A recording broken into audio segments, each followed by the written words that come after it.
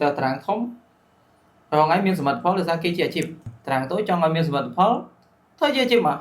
ក្លឹបអាជីព futsal league អាជីពកីឡាករអាជីពមិនមែនកីឡាករបាយបានទេ វាសួរអ្នកទាំងអស់គ្នាស្វាគមន៍មកកាន់កម្មវិធី podcast ដំបូងដែលថ្ងៃនេះដែរយើងមានភ្ញៀវកិត្តិយសហើយបើសិនជាអ្នកទាំងអស់គ្នាជាអ្នកតាមដានក្នុងវិស័យ futsal កម្ពុជារបស់យើងខ្ញុំជឿជាក់ថាអ្នកទាំងអស់គ្នាប្រកាសជាស្គាល់គាត់ហើយអញ្ចឹងសូមស្វាគមន៍លោកគ្រូនៃបុណ្យសុភ័ក្ត្រាអញ្ចឹងលោកគ្រូនៃបុណ្យសុភ័ក្ត្រាបច្ចុប្បន្នគឺគាត់ជាគ្រូបង្គោលនៅក្នុងក្រុម Lucky FC ហើយក៏ជាអតីតformer national futsal team របស់យើងដែរប្រទេសកម្ពុជារបស់យើងដែរអញ្ចឹងគ្រូធាជាដំបូងចង់ដឹងថាហេតុអីទៅបានលោកគ្រូធាចាប់ផ្ដើមមានអារម្មណ៍ថាយើងចាប់អារម្មណ៍នៅក្នុងវិស័យ futsal ជាដំបូងបាទអរគុណនៅសំណួរហើយក៏ប៉ុន្តែខ្ញុំចាប់ផ្ដើមលេង futsal ដំបូងហ្នឹង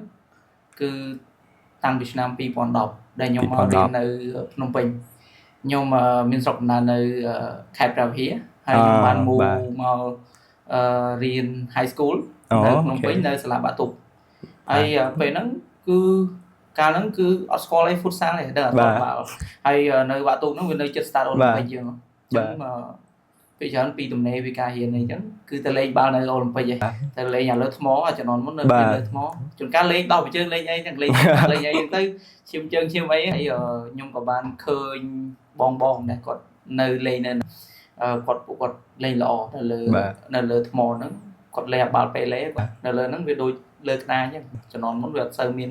តារាង futsal ហើយតារាងស្មៅតារាងអត់សូវមានទេពួកគាត់លេងនៅលើអាថ្មហ្នឹងគាត់លេងពីយ៉ាងគេដាក់លេងដាក់លុយយោគាត់ហ្នឹងលេង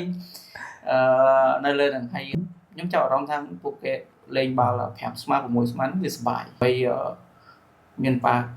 ចែកគ្នាលេងទៅវាបានលេងអស់គ្នាបានងាយនឹងប៉ះបាល់បានច្រើនអញ្ចឹងក៏មានចំណាប់អារម្មណ៍មួយតែចង់លេងក៏អាសាទៅ start ហ្នឹងទៅឲ្យសុំគេលេងដំបូងសុំគេលេងហ្នឹងសុំលេងដែរចូល team ចូលអីហ្នឹងណាឲ្យតែគេឲ្យលេងសុបាយទៅចាប់ដើមពីដំបូងអត់សូវចេះលេងអីទេគាត់ថាយើងស្រឡាញ់ដូចថាវាផ្សារភ្ជាប់នៅក្នុងអារម្មណ៍យើងណាយើងលេងបាល់ហ្នឹងទៅវាសុបាយហើយក៏ចាប់ដើមលេងពី2010ហ្នឹងមករហូតមក 3-4 ឆ្នាំលេងតែនៅលើ start ហ្នឹងទេហើយក៏គេបង្កើតក្រុមគេអីនៅលើហ្នឹងណាហើយយើងឃើញថាក្រុមនៅលើហ្នឹងគឺជំនាន់មុនហ្នឹងមានក្រុមខ្មែរ Super Red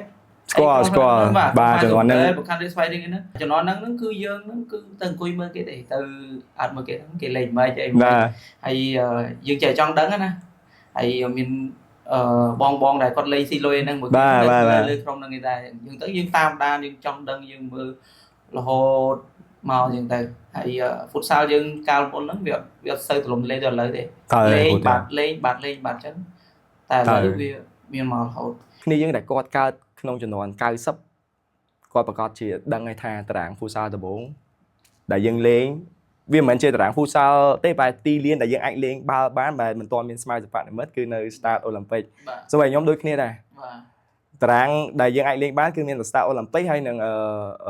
សាលាភូមិន្ទ2015ខ្ញុំចាប់ដើមបង្កើតក្រុមខ្លួនឯងមានឈ្មោះថាខ្មែរ Blue ព្រោះអីឃើញជំនាន់មុនគេដាក់ខ្មែរ Super Red ខ្លាំងណាស់ពេលអញ្ចឹងគេដាក់គេ Super Red យើង Blue តែវិញអញ្ចឹងយើងក៏ចូលរួមលេងពានកាលជំនាន់មុនក៏អត់សូវមានពាន futsal តែមានពានលើពាន sponsor ពានអីថ្ងៃហ្នឹងហើយស្គាល់មានពាន sponsor ពានតាមតារាងអីហ្នឹងក៏លេងពាន sponsor ហ្នឹងដំបូងគេអញ្ចឹងចង់ដឹងថាការបង្កើតក្រុមដំបូងឈ្មោះខ្មែរ Blue ហ្នឹងមកដល់បច្ចុប្បន្ននៅសល់តែគេខ្លះដែលកំពុងតែនៅសកម្មជាមួយនឹងសកម្មភាព futsal របស់យើងហ្នឹងសម្រាប់ការបង្កើតកីឡាករនៅក្នុងខ្មែរ Blue តាំងពីដើមមកដល់ឥឡូវបងឯងសល់ពី2នាក់ដែលលេងនៅក្នុង futsal តែគេខ្លះដូចជាញ៉ាញ់កាលមុនហ្នឹងមានកៅកសោរតនាមានញ៉ាញ់ធំញ៉ាញ់តូចញ៉ាញ់ធំហ្នឹងគេឈ្មោះតារាឈ្មោះកៅកសោរតនាបាទបងឯងគាត់លេងនៅមីហាល់បាទហើយមានអ្នកចាំទី2នាក់ដែរអ្នកចាំទី2នាក់ហ្នឹងគាត់សិនអ្នកលេងបាល់ទះទេខ្ញុំដឹងថាគាត់ចេះលេងបាល់ទះអញ្ចឹងយកមកចាំទីហ្មងទេដល់ពេលគាត់ចាំទីគាត់ចាំល្អរបស់គាត់ទៅតែរងថ្ងៃហ្នឹងគឺគាត់ឈប់ហើយគាត់លេងបាល់ទះលេងអីហ្នឹងហើយឥឡូវហ្នឹងខ្ញុំមានន័យថាសល់តែត្រឹម2 3នាក់អីទេណាបើខ្ញុំស្គាល់កៅកសោរតនាដូចនិយាយអញ្ចឹងបាទតែសល់គ្រូធានឯងទៅគ្រូធានឯងលេងដែរតាអញធំនោះលេងដែរប៉ុន្តែគាត់លេងគឺ តាមស្ថាប័ន បាទ វិគីអីរបស់ បា គាត់ ទ ទៅហើយមានប្រហែលអ្នកទៅដែលគាត់ចាស់បង្ហេង បាទស្គាល់ ហេងបង្ហេងជំនាន់លេងបៃតងគាត់ក៏មក បាទ ចូលរួមក្រុមខ្ញុំដែរ បាទ តែថ្ងៃហ្នឹងគាត់បាត់ហើយគាត់ឈប់លេងគាត់នេះទៅគាត់ចូលនិវត្តន៍តែយ៉ាងណាហើ បាទ យមាននងដាដែលគាត់លេងនៅ start Olympic ហ្នឹងគាត់លេងលើថ្មភាគច្រើនជាក្រុមរបស់ខ្ញុំដែរ តែសប្បាយដោយសារតែពេលហ្នឹងខ្ញុំជឿជាក់ថាក្រុមទាំងអស់ប្រមូលផ្ដុំនៅ Start Olympic បាទ ហើយយើងលេងចំណងមុនអត់មានបច្ជើងអីទេអត់មានបច្ជើងទេបានតែអាស្អីគេ Asia Sport មួយដូចយើងមានបច្ជើងចូលមកឥឡូវអីចឹងណាជំនាន់ហ្នឹងបើមិនចឹងទេដោះបច្ជើងលេងសូម្បីខ្ញុំក៏ដោះបច្ជើងលេងដែរ អ្នកដែលលយជាងគេគឺពាក់ Asia Sport Sin ហ្នឹង Asia Sport Sin Asia Sport Sin ទៅទិញនៅផ្សារថ្មីមួយ$210 បាទ បើ Asia Sport មួយទៀត Asia Sport copy ទេ$5ទិញនៅសំណង12 ហើយអ្នកខ្លះគាត់ឲ្យពាក់ជើងគឺគាត់អត់ពាក់ហ្មងគាត់លេង បាទអត់ទលាប់ហើយលេងហើយជើងគាត់នឹងក្រិនអស់ បាទ ហើយខ្ញុំក៏ធ្លាប់ទៅលេងដល់ជើងហើយជួនកាលទៅមេជើងយើងឈូសមួយអាថ្មហ្នឹងឈាមលហាត់ក៏មានតែវាមានគ្រប់លក្ខណៈពេលហ្នឹងតែវាបាក់បត់ពេលហ្នឹងគឺវាត្រូវតែអញ្ចឹង បាទខ្ញុំជឿថាអ្នកណាក៏ធ្លាប់ឆ្លងកាត់ដែរអាការលេងអត់ពាក់ស្បែកជើងជំនាន់មុនណាព្រោះអីវាអត់សូវស្និទ្ធទេយើងអត់សូវទលាប់ថាពាក់ស្បែកជើងទៅលេងទៅវាការពារអញ្ចឹងចុះហើយដែរតែបើសិនជាត្រឡប់ឥឡូវឲ្យមកលេងដូចពីមុនណាលេងអាការទេបងថាអូលេងមុតដុំថ្មមុតអីបើជំនាន់មុនចង់និយាយថាអាក្តារអត់ហ្នឹងវាមិនស្មើទេណា ស្មើណាវាចេញដុំ បាទវាចេញដុំថ្ម លើនឹងជួនកាលប៉ងជើងប៉ងអីពេញហ្នឹង មិនដឹងថាជើងយើងធ្វើពីអីពីមុនលេងបានតែឥឡូវបើឲ្យតែធ្វើអញ្ចឹងមកមុតអីតិចតួចអូចេង ឥឡូវតបើជើង80រៀលអីបានកន្លះលេងបានពីមុនដោះជើងលេងបានហូតដល់2019ខ្ញុំស្គាល់មិត្តភក្តិខ្ញុំម្នាក់ឈ្មោះគីលីហងហ្នឹង បាទ លីហងរងហើយតែគាត់លេងនៅ បាទស្គាល់ហង លេងនៅម៉ាល់នាំខ្ញុំទៅជួបលោកគ្រូម៉ាល់ ណូ ចឹងទៅក៏លោកគ្រូម៉ាល់គាត់ឆ្លាញ់សាលហើយគាត់មើលមកខ្ញុំគាត់ចង់ជួយខ្ញុំអភិវឌ្ឍខ្ញុំឲ្យខ្លាយជាកីឡាករក៏នៅលេងមួយគាត់មួយឆ្នាំនៅពេល2019ហ្នឹងហើយយើងលេងខ្ញុំលេងលើកទី1លើកដា2019ជាមួយនឹងអូម៉ាល់ហ្នឹង 2019 បាទលេង futsal ពេលហ្នឹង futsal កម្ពុជារបស់យើងលីករបស់យើង FSC ហ្នឹងគឺទទួលបានជើងឯករង អូខេ បាទ បាទ ជើងឯករងហើយខ្ញុំពេលហ្នឹងរបួសវគ្គ4ក្រុមប៉ះមួយ home sport ខ្ញុំរបួស អូ ចឹងទៅវគ្គ final អត់បានលេងហើយចាញ់ យល់ ហើយចប់ពីនឹងមកក៏ខ្ញុំទៅថាយើងរបួសពេលហ្នឹងរបួស PCL ណូ PCL ចឹងវាធ្ងន់ដែរចឹងត្រូវការសម្រាប់រយៈពេលយ៉ាងណាក៏កន្លះឆ្នាំដែរចឹងខ្ញុំខំធ្វើលំហាត់ធ្វើ rehab មកវិញដើម្បីបានលេងទៀតតែដល់ពេលក្នុងកំឡុងពេលហ្នឹងក៏គេមានរៀនវគ្គ futsal ហើយបងពីរុំដែលគាត់ធ្វើការនៅក្នុងសហព័ន្ធគាត់ឃើញខ្ញុំស្រឡាញ់ចូលចិត្ត futsal អីចឹងគាត់ក៏ហៅខ្ញុំទៅរៀនក៏ទៅរៀនមួយគាត់វគ្គដំបូងនៅឆ្នាំ2019 level 1វគ្គដំបូងហ្នឹងលោក អត់ level 1ហ្នឹងវគ្គមូលដ្ឋានគ្រឹះហ្មង មូលដ្ឋានគ្រឹះ បាទមូលដ្ឋានគ្រឹះហើយមានគ្រូច្រើនដែលរៀននៅវគ្គហ្នឹងដូចជា20អ្នកជាងហើយរងហើយក៏មានពេលច្រើនពួកគាត់ធ្វើការនៅក្នុង futsal ខ្លះគាត់ទៅតារាងធំខ្លះចឹង បាទ ហើយចាប់ពេលហ្នឹងមកក៏មានក្រុមមួយដែលខ្ញុំដឹកនាំនៅក្នុងឆ្នាំ2020ខ្ញុំបានទៅដឹកនាំមហាហង្សដឹកនាំក្រុមទី1ហ្នឹងមហាហង្សហ្នឹងខ្ញុំចូលរួមព្រឹត្តិការណ៍ដំបូងGensburg ព្រឹត្តិការណ៍ជំនួស Gensburg ស្គាល់ បានឈ្នះទៅមកប្រកួតទី2ចាញ់ពេលបន្តិចធ្លាក់បាត់ យើងដឹកនាំយើងមើលទៅមិនរួចអីទេក៏ប៉ុន្តែដោយមានការជំរុញពីលោកគ្រូខុំប៉ាបងមនីខុំគាត់ជំរុញថាបើចូលទៅដាក់ចិត្តធ្វើការឲ្យត្រូវតែធ្វើការមួយគ្នាបានយូរវែងណាកុំថាបានទៅមកពៀនឲ្យបាត់មុខអញ្ចឹងគាត់ឲ្យខ្ញុំហ្នឹងដឹកនាំបន្ថែមទៀតនៅ futsal ថ្នាក់ជាតិដឹកនាំមហាហង្សពេលហ្នឹងមហាហង្សចាប់ផ្ដើមប្រមូលកីឡាករហើយមានកៅសុចិត្រាកៅជាតិទួតុងច័ន្ទមនីចាំជំនាន់ហ្នឹងធ្វើជួសធ្វើភ្លៀង ម៉ាច់ទី1ពេលលេងមហា បាទ វគ្គជំរុះក្នុងពូល បាទ ស្មើប៊ីនឹងចាញ់បាទថាអូខ្ញុំស៊ូមធ្លាក់ក្រុមគេខ្លាំងក៏មិនថាបោះបង់ទៅត្រូវតែព្យាយាមបន្ថែមត្រូវតែខំរៀនបន្ថែមព្យាយាមរកអ្វីផ្សេងមកដើម្បីឲ្យខ្លួនយើងខ្លាំងហើយឲ្យក្រុមយើងខ្លាំង បាទ ចេះតែព្យាយាមបន្តមកហើយពេលហ្នឹងក៏លេងឡើងក្នុងពូលដោយពេលហ្នឹងឈ្នះ downtown ដែលថ្ងៃលេង អូបាទហើយ ចាំឈ្នះ downtown ហើយឡើងទៅវគ្គ8ក្រុមហើយក៏ ចាប់ពីដើមពីវគ្គ8ក្រុមយើងចាប់ដើមរកចំណុចខ្លាំងរបស់ក្រុមឃើញថាក្រុមយើងខ្លាំងអីគេហើយចាប់ពីពេលហ្នឹងមកពេលមហាហងខ្លាំងហ្នឹងគឺវគ្គ8ក្រុមវគ្គ4ក្រុមវគ្គ final គឺស៊ីដាច់តែវគ្គ8ក្រុមដូច្នេះPanda ជាច្រើនគាត់ដែរ8 2អញ្ចឹងទៅដល់ឡើងទៅវគ្គ semi final រហូតដល់ final ជួបជាមួយនឹងអមាក្រុមចាស់របស់បាទតែជំនាន់មុនដឹកនាំលេងអមាជើងឯករងបានជើងឯករងហើយមកដឹកនាំមហាហងទៅឈ្នះអមាទៅឈ្នះអមាវិញ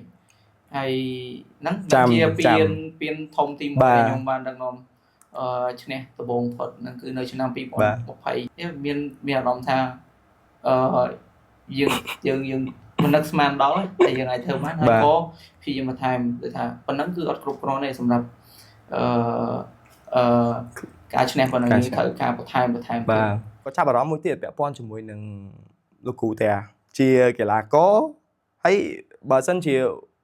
វ័យគ្រូតាក៏នៅក្មេងដែរប៉ុន្តែហេតុអីបើយើងគិតថាយើងផ្លាស់ប្ដូរខ្លួនឯងជាកីឡាករមកដឹកនាំក្រុមបាល់ទាត់ futsal មួយវិញអញ្ចឹងណាអាហ្នឹងវាមានហេតុផលយ៉ាងម៉េចដែរដែលយើងឈានមកដល់អរគុណសម្រាប់នោះហ្នឹងដោយដំបូងឡើយខ្ញុំជាកីឡាករហើយខ្ញុំចង់លេងហងៃគឺខ្ញុំនៅចង់លេងមិនមែនថាអត់ចង់លេងឃើញ style គ្រូតាមួយបាទចាប់គ្រូតាកាត់កន្លែងហ្នឹងតិចគ្រូតាឃើញ idol អីគេបង Rodrigo ហ្នឹងហើយ style គ្រូតាភាគច្រើនវាអាចតសំទោសសម្រាប់ដំបូងចង់ថាខ្ញុំស្រឡាញ់ការលេងខ្ញុំអត់ចូលចិត្តខ្ញុំលេងផងខ្ញុំដឹកនាំផងពេលដែលខ្ញុំដឹកនាំ High Blue ហ្នឹងខ្ញុំដឹកនាំខ្ញុំលេងផងរៀបប្លង់ឲ្យពួកគាត់លេងរហូតមកដល់វគ្គមួយដែលខ្ញុំឈឺវគ្គដែលថា2019ហ្នឹងខ្ញុំលេងនៅម៉ាល់ហ្នឹងគឺវគ្គ semi final ហ្នឹងគឺខ្ញុំត្រូវរបួសដែលថាត្រូវសម្រាប់ដល់កន្លះឆ្នាំហ្នឹងគឺពេលហ្នឹងគឺខ្ញុំចាប់ដើមដឹកនាំពេលដឹកនាំទៅវាជោគជ័យអញ្ចឹងគេថាគូមិនលេងទេដឹកនាំហ្មងលេងព្រោះលេងវាមិនសូវជោគជ័យលេងបានជើងឯងរងណាដល់ពេលដឹកនាំគេបានជើងឯងដល់ពេលអញ្ចឹងតាមឥឡូវបាច់លេងសូម្បីកីឡាករហងហើយគាត់លេងអត់ចង់ឲ្យខ្ញុំលេងហេតុតែប៉ុន្តែអាហ្នឹងវាជារឿងឡងមើលថាបើសិនជាយើងដឹកនាំក្រុមហើយយើងចូលលេងដែរអាហ្នឹងវាមានផលប៉ះពាល់ខ្លាំងតែពេលដែលយើងហត់យើងគិតឡើងចេញគូនិយាយយើងយល់ច្បាស់ហ្មងបើសិនជាយើងនៅដឹកនាំយើងមើលតាក់ទិចក្រុមគេលេងយើងមើលរបៀបក្រុមយើងលេងថាខុសអីអញ្ចឹងយើងអាចផ្លាស់ប្ដូរភ្លាមបានតែយើងចូលលេងដែរគឺវល់ហើយអញ្ចឹងមានន័យថាចូលលេងដែរសក់ណាក៏បានហ្នឹងហើយបាទអញ្ចឹងយើងក៏ហត់ទៀតគិតឡើងចេញអាចធ្វើអីធ្វើអញ្ចឹងយល់កន្លែងហ្នឹងវាអត់សូវបានផលពួកខ្ញុំជួបចាក់ស្ដែងដោយគ្រូតាបានដឹងអញ្ចឹងខ្ញុំក៏ឆ្លងកាត់បទពិសោធន៍ជាកីឡាករផងជាគ្រូដឹកនាំផងទាំងចាប់តាមដំបូងគឺនៅថៃជីហើយបន្ទាប់មកបានដឹកនាំក្រុមយុវជន The Pianat អញ្ចឹងតាមពិតទៅបើខាងក្រុមគ្រូតានិយាយថាគ្រូតាចូលទៅអាចមិននាំសំណាងខ្ញុំគិតថាវាជាផ្នែកទូចមួយតែអីដែលសំខាន់គឺទូនាទីរបស់គ្រូតាច្រើនបើសិនជាយើងខ្លាចជាកីឡាករផងយើងប្រឹងលេងនៅក្នុងទីលានផងហើយបន្ទាប់មកយើងចេញមកក្រៅយើងខ្លាចទៅជាគ្រូផងអញ្ចឹងគ្រូក្បាលយើងទទួលសម្ពាធច្រើនត្រូវគិតច្រើនទាំងក្នុងទីលានទាំងក្រៅទីលានអញ្ចឹងយើងអាចមើលឃើញបានវែងឆ្ងាយជាពិសេសជាមួយនឹងការផ្លាស់ប្ដូរតាក់ទិកណាមួយពីគូបដិបត្តិរបស់យើងអញ្ចឹងខ្ញុំគិតថាចំណុចហ្នឹងវាសំខាន់បាទដោយសារតែពេលយើងចូលទៅគឺពេលយើងហត់ផងអីផងវាឡើងចេញណាមួយអត់មានអ្នកមើលពីក្រៅមកហ្នឹងហើយបញ្ហាចង់ដឹងដែរថាចាប់ផ្ដើមធ្វើជាគ្រូប្រវត្តិខ្ញុំជឿជាក់ថាអ្វីក៏ដោយតែយើងចាប់ផ្ដើមដំបូងវាតែងតែមានផលលំបាយចង់ដឹងថាស្អីទៅដែលវា challenge គ្រូធាជាងគេក្នុងនាមយើងជាគ្រូប្រវត្តិដំបូងឧទាហរណ៍ខ្ញុំអញ្ចឹងខ្ញុំត្រឡប់ជាមួយនឹងបទពិសោធន៍ដឹកនាំថៃជីព្រោះយើងជាកីឡាករគាត់យើងមានបទពិសោធន៍លេងបាល់ទាត់ក្នុងសាលយើងមានឱកាសក្នុងការចេញទៅក្រៅប្រទេសដើម្បីទទួលបានបទពិសោធន៍អន្តរជាតិយើងយកមកវិញប៉ុន្តែយើងអត់មានវិជ្ជាជីវៈក្នុងការដឹកនាំទេយើងអត់មាន license យើងអត់មានអីទេអញ្ចឹង challenge របស់ខ្ញុំគឺខ្ញុំពិបាកក្នុងការរៀបចំការវិភាគរៀបចំការហាត់រៀបចំលំហាត់ដើម្បីឲ្យវាសមស្របជាមួយនឹងពេលវេលាដែលយើងមានអាហ្នឹងមួយវិញទៀតវាពាក់ព័ន្ធជាមួយនឹងការប្រមូលផ្ដុំនៅទំនុកចិត្ត អំពីកីឡាករដែលគាត់នៅជាមួយនឹងក្រុមយើងព្រោះជាធម្មតាដូចខ្ញុំធ្លាប់ដឹកនាំថៃជីអញ្ចឹងមានន័យថាយើងអត់មានវិជ្ជាជីវៈជាគ្រូយើងអត់មាន license អញ្ចឹងវាដូចថាយើងទៅបរៀនគេតែយើងអត់មានស្អីដែលទៅបង្ហាញថាយើងជាគ្រូហ្នឹងហើយអញ្ចឹងមានន័យថាគាត់អត់សូវទុកចិត្តទេគាត់មានអារម្មណ៍អត់សូវទុកចិត្តយើងធ្វើទៅអាចនាំលទ្ធផលទៅកាន់ក្រុមអត់អញ្ចឹងណាអញ្ចឹងវារៀង challenge មែនទេខ្ញុំនិយាយស្មោះត្រង់ទៅខ្ញុំចំណាយពេលមួយថ្ងៃពេញលើសពីមួយថ្ងៃពេញខ្ញុំការជាធម្មតាយើងធ្វើការក្នុងស្ថាប័នយើងត្រូវបំពេញតួនាទីរបស់យើងប៉ុន្តែជាគ្រូដំបូងរបស់ថៃជីដើម្បីរៀបចំកម្មវិធីឲ្យពួកគាត់ហាត់សម្រាប់ល្ងាចហ្នឹងខ្ញុំចំណាយពេលមួយថ្ងៃពេញអត់ធ្វើការងារឲ្យក្រុមហ៊ុននិយាយទៅក្រុមហ៊ុនស្ដាប់ឮហើយនេះដើម្បីយើងសិក្សាអំពីអ្វីទៅដែលយើងត្រូវយកមកបង្ហាត់គាត់ល្ងាចហ្នឹងហើយសឹងតែថារៀបចំអត់បានទាន់ទៀតអាហ្នឹងចាំថាត្រឡប់មកវិញអានេះវាជា challenge ក្នុងនាមខ្ញុំធ្លាប់ជាដើរតួនាទីនឹងដែរអញ្ចឹងមកចង់ត្រឡប់មកសួរគ្រូត្រាវវិញថាតើគ្រូត្រាវមាន challenge អីបន្ថែមពីលើហ្នឹងទៀតទេក្នុងនាមយើងជាគ្រូខ្លាចទៅជាគ្រូដំបូងក្នុងការដឹកនាំក្រុមបាទសម្រាប់ខ្ញុំបើនិយាយពីការ challenge ហ្នឹងវាមានតែពីរចំណុចធំៗបាទចំណុចទី1ដោយសារអាយុខ្ញុំក្មេងការខ្ញុំដឹកនាំដំបូងហ្នឹង2020ហ្នឹងខ្ញុំទៅអាយុ24អូខេហើយមានកីឡាករខ្លះគាត់អាយុ30កីឡាករខ្លះគាត់អាយុបងខ្ញុំអញ្ចឹងណាយល់គាត់សោតគាត់លើខ្ញុំទៀតដើម្បីយើងនិយាយទៅយើងបង្ហាញអីមួយទៅគឺពីច្រើនគាត់ចង់ថាអត់ចង់ស្ដាប់យើងទេយល់ហើយអាហ្នឹងជាបញ្ហាចម្បងបាទប៉ុន្តែឆ្លើយតបទៅវិញអាហ្នឹងដោយសារខ្ញុំមានទំនុកចិត្តលើខ្លួនឯងចូលចិត្តធ្វើការណាម៉ាត់បាទដោយថាខ្ញុំត្រូវឲ្យធ្វើអីគឺធ្វើហ្នឹងមួយចាញ់ខ្ញុំអ្នកទទួលខុសត្រូវឈ្នះយើងឈ្នះអស់ចាញ់ខ្ញុំទទួលខុសត្រូវអញ្ចឹងធ្វើតាមខ្ញុំយក role មកនិយាយ role យើងនិយាយគេឧទាហរណ៍ role ខ្ញុំជា head coach អ្នកឯងត្រូវស្ដាប់ខ្ញុំហើយខ្ញុំស្ដាប់យោបល់អ្នកឯងមានយោបល់ថាចែកយោបល់ខ្ញុំយកមកគិតថាវាត្រឹមត្រូវប៉ុន្តែយោបល់ចុងក្រោយគឺតែមួយពេលដែលខ្ញុំនិយាយថាម៉េចគឺយើងធ្វើអញ្ចឹងបាទហើយគ្រប់លទ្ធផលទាំងអស់គឺខ្ញុំអ្នកទទួលខុសត្រូវអញ្ចឹងខ្ញុំដាក់សម្ពាធ pressure ទាំងអស់មកលើខ្ញុំអញ្ចឹងអាហ្នឹងដូចខ្ញុំនិយាយអញ្ចឹងគឺវាតែ challenge ហើយធម្មតាមានយើងដូចប្រហាត់បងណាយើងបងគាត់លេងតែ10ឆ្នាំជាងហ្នឹងហើយយើងទៅមកក្មេងស្អីទៅចូលរៀនវគ្គហើយយើងមកប្រហាត់គេអ្វីដែលខ្ញុំធ្វើគឺខ្ញុំសង្កត់ធ្ងន់លើខ្លួនឯងគឺខ្ញុំធ្វើ role បាទ role របស់ខ្ញុំមិនគឺខ្ញុំត្រូវសង្កត់ធ្ងន់លើហ្នឹងហើយទោះបីជាមិនគិតឯងត្រូវតែធ្វើតាមខ្ញុំដែរចំពោះលទ្ធផលជូនថ្នាក់ដឹកនាំគឺខ្ញុំដែលទទួលខុសត្រូវហើយខ្ញុំឲ្យថ្នាក់ដឹកនាំអ្នកសម្រេចចិត្តថាគោដកខ្ញុំឬក៏ຕົកខ្ញុំតែសំខាន់អ្វីដែលអ្នកទាំងអស់គ្នាត្រូវធ្វើគឺធ្វើតាមខ្ញុំមកបានហ្នឹងជាអ្វីដែលខ្ញុំនិយាយទៅកាន់គ្រប់កីឡាករទាំងអស់បាទហើយបញ្ហាមួយទៀតការអត់ចូលរួមរបស់កីឡាករតាំងពីចាប់ផ្ដើមក្រុមដំបូងបាយបានគេបាយបានដំបូងរហូតដល់ឥឡូវសូម្បីតែឥឡូវហ្នឹងក៏ដោយសូម្បីតែក្លឹបឡាគីឥឡូវហ្នឹងក៏ដោយយើងវានៅពាក់កណ្ដាលអាជីពអញ្ចឹងយើងអាចសង្កត់ថាអ្នកឯងត្រូវទៅមកហាត់ឥឡូវចិត្តពៀនហើយអ្នកឯងត្រូវតែមកហាត់3ថ្ងៃគឺត្រូវទៅមកហាត់3ថ្ងៃជួនកាលកីឡាករគាត់មកតែ1ថ្ងៃឥឡូវធ្វើអីគាត់តែគឺជាបញ្ហាប្រឈមមកហើយនិយាយទៅគឺយើងអាចគាត់តែធម្មតាបើយើងពាក់កណ្ដាលអាជីពហ្នឹងយើងគ្រាន់តែមានប្រាក់ឧបត្ថម្ភខ្លះៗយើងអត់មានជាប្រាក់ខែគាត់ត្រូវទៅមកហាត់ហ្នឹងវាសំខាន់ទៅលើឆន្ទៈរបស់ពួកគាត់ដែរទេពួកគាត់ចង់ឈ្នះគាត់មកហាត់ហើយចំពោះសមិទ្ធផលដែលបានភាគច្រើនគឺគាត់គឺគ្រប់កីឡាករហ្នឹងគឺគាត់ចង់ឈ្នះខ្លួនឯងមិនមកពីខ្ញុំមានតែមួយគឺជំរុញពួកគាត់ឈ្នះចាញ់លើពួកគាត់ទេឧទាហរណ៍ខ្ញុំដាក់ការអភិថា4ថ្ងៃទៅហាត់4ថ្ងៃតែទាំងអស់គ្នាចង់ឈ្នះទាំងអស់គ្នាមកហាត់4ថ្ងៃហ្នឹងមកបានទទួលលទ្ធផលតែបើ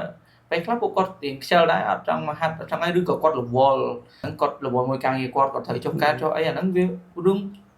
ច្រើនណាពាក់កណ្ដាលអាជីពហ្នឹងគឺយើងត្រូវដោះស្រាយរហូតដល់ពេលយើងអត់អាចបខំគាត់បានជួនកាលគាត់រវល់មែនមិនធ្វើមិនគាត់ចោលការងារមែនគាត់មិនហើយគាត់មកសុខចិត្តចោលការងារគាត់មកលេងបាទអញ្ចឹងវាតាមហ្នឹងជួនកាលយើងលេងយើងប្រកួតដោយមិនមានការហាត់ជុំគ្នាក៏មានអញ្ចឹងអាហ្នឹងវាជាបញ្ហាប្រឈមហើយបើនិយាយរឿងអស់ស្នាច់មួយទៀតអាពេលដែលខ្ញុំដឹកនាំក្រុមនៅខ្មែរ Blue ហ្នឹងមានក្រុមយើងឡើងដល់វគ្គសំខាន់ហើយកីឡាគាត់ណាត់សង្សារគាត់មើលគាត់មាន ហើយយើងមកខំគាត់ Đã thời thời អូខេអាហ្នឹងជា បាទ អូខេចឹងត្រឡប់មកវិញគឺបញ្ហាប្រឈមគឺតាពីនឹងមកដល់បច្ចុប្បន្នហើយអាហ្នឹងគឺដោះស្រាយចេញហ្មងយើងសូម្បីខ្ញុំដូច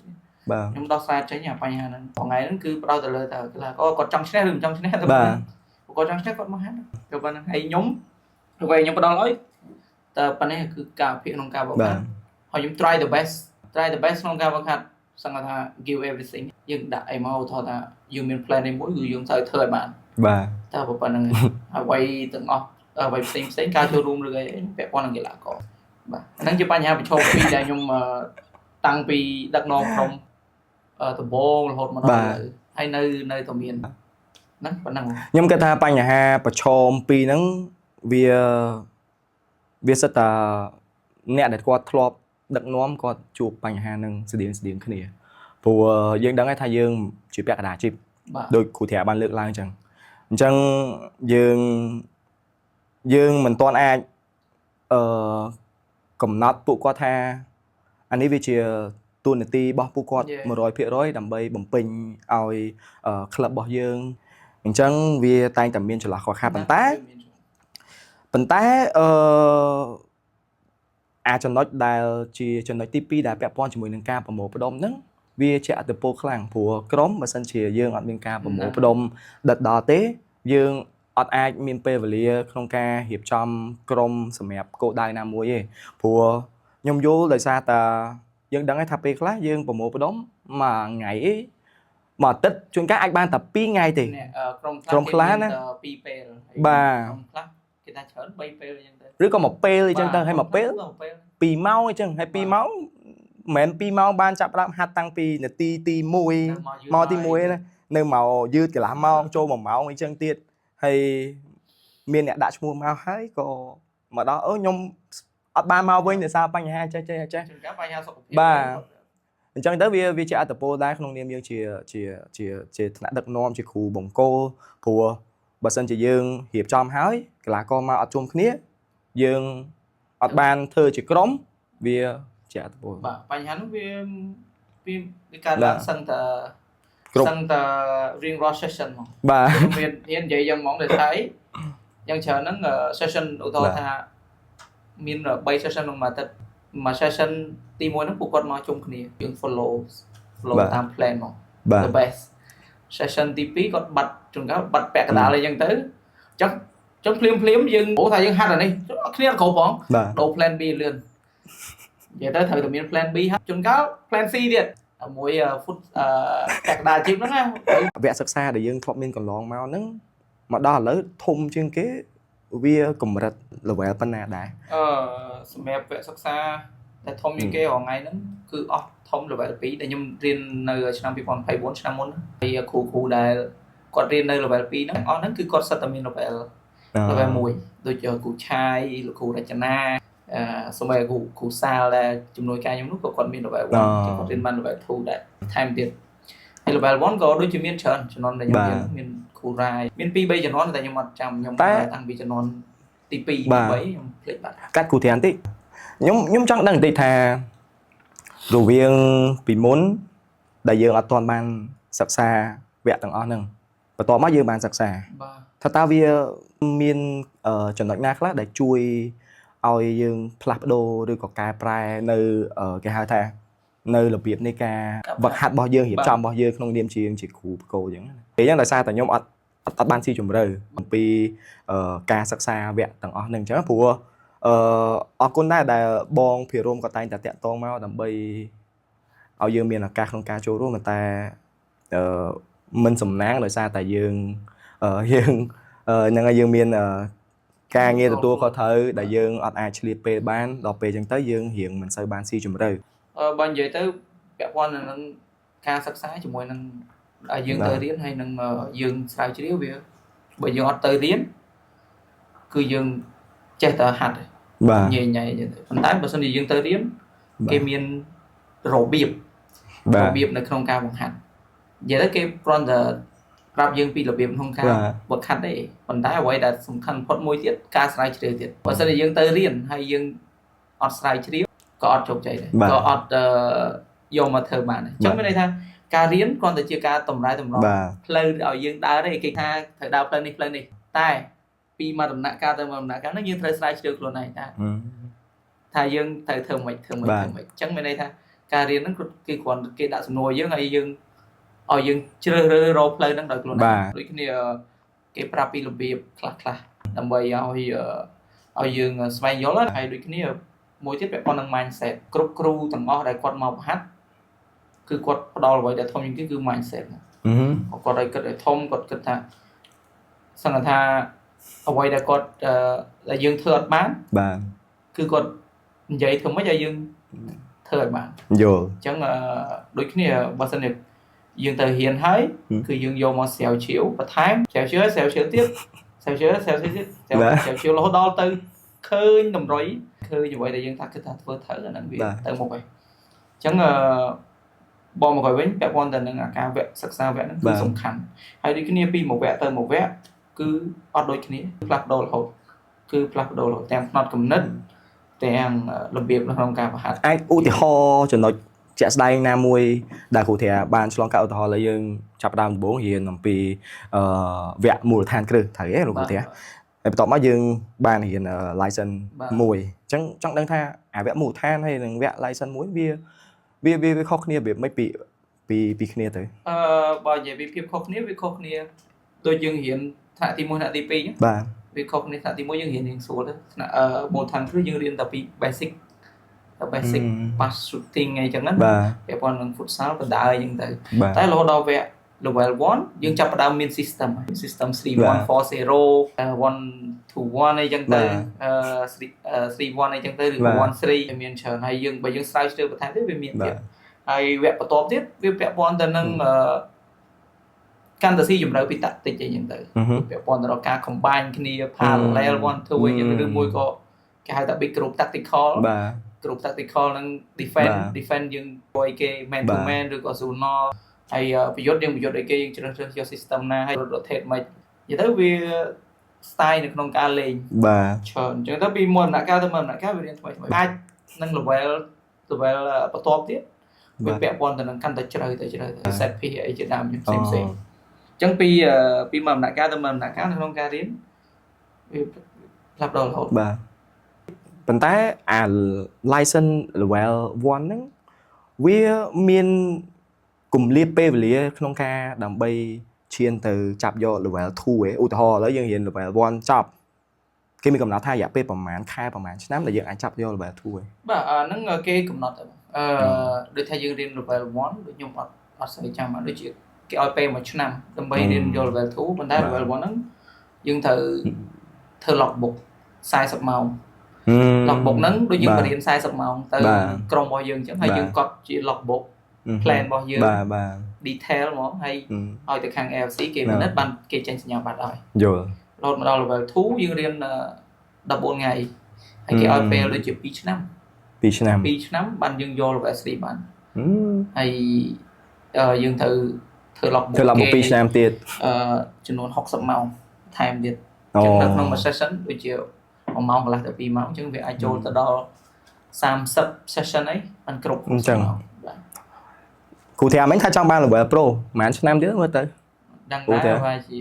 ទៀមប្រហែលឆ្នាំទៀតក្នុងរយៈពេល10ឆ្នាំមើលទៅ10ឆ្នាំបាទបើយើង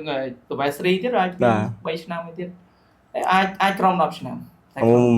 10ឆ្នាំបើសិនជាយើងមានលទ្ធភាពតែរៀននៅក្រៅវាលឿនបើនៅក្នុងស្រុកប្រហែលត្រូវការពេលយូរចាំពេលថាសហព័ន្ធអត់អាចស្នើសុំ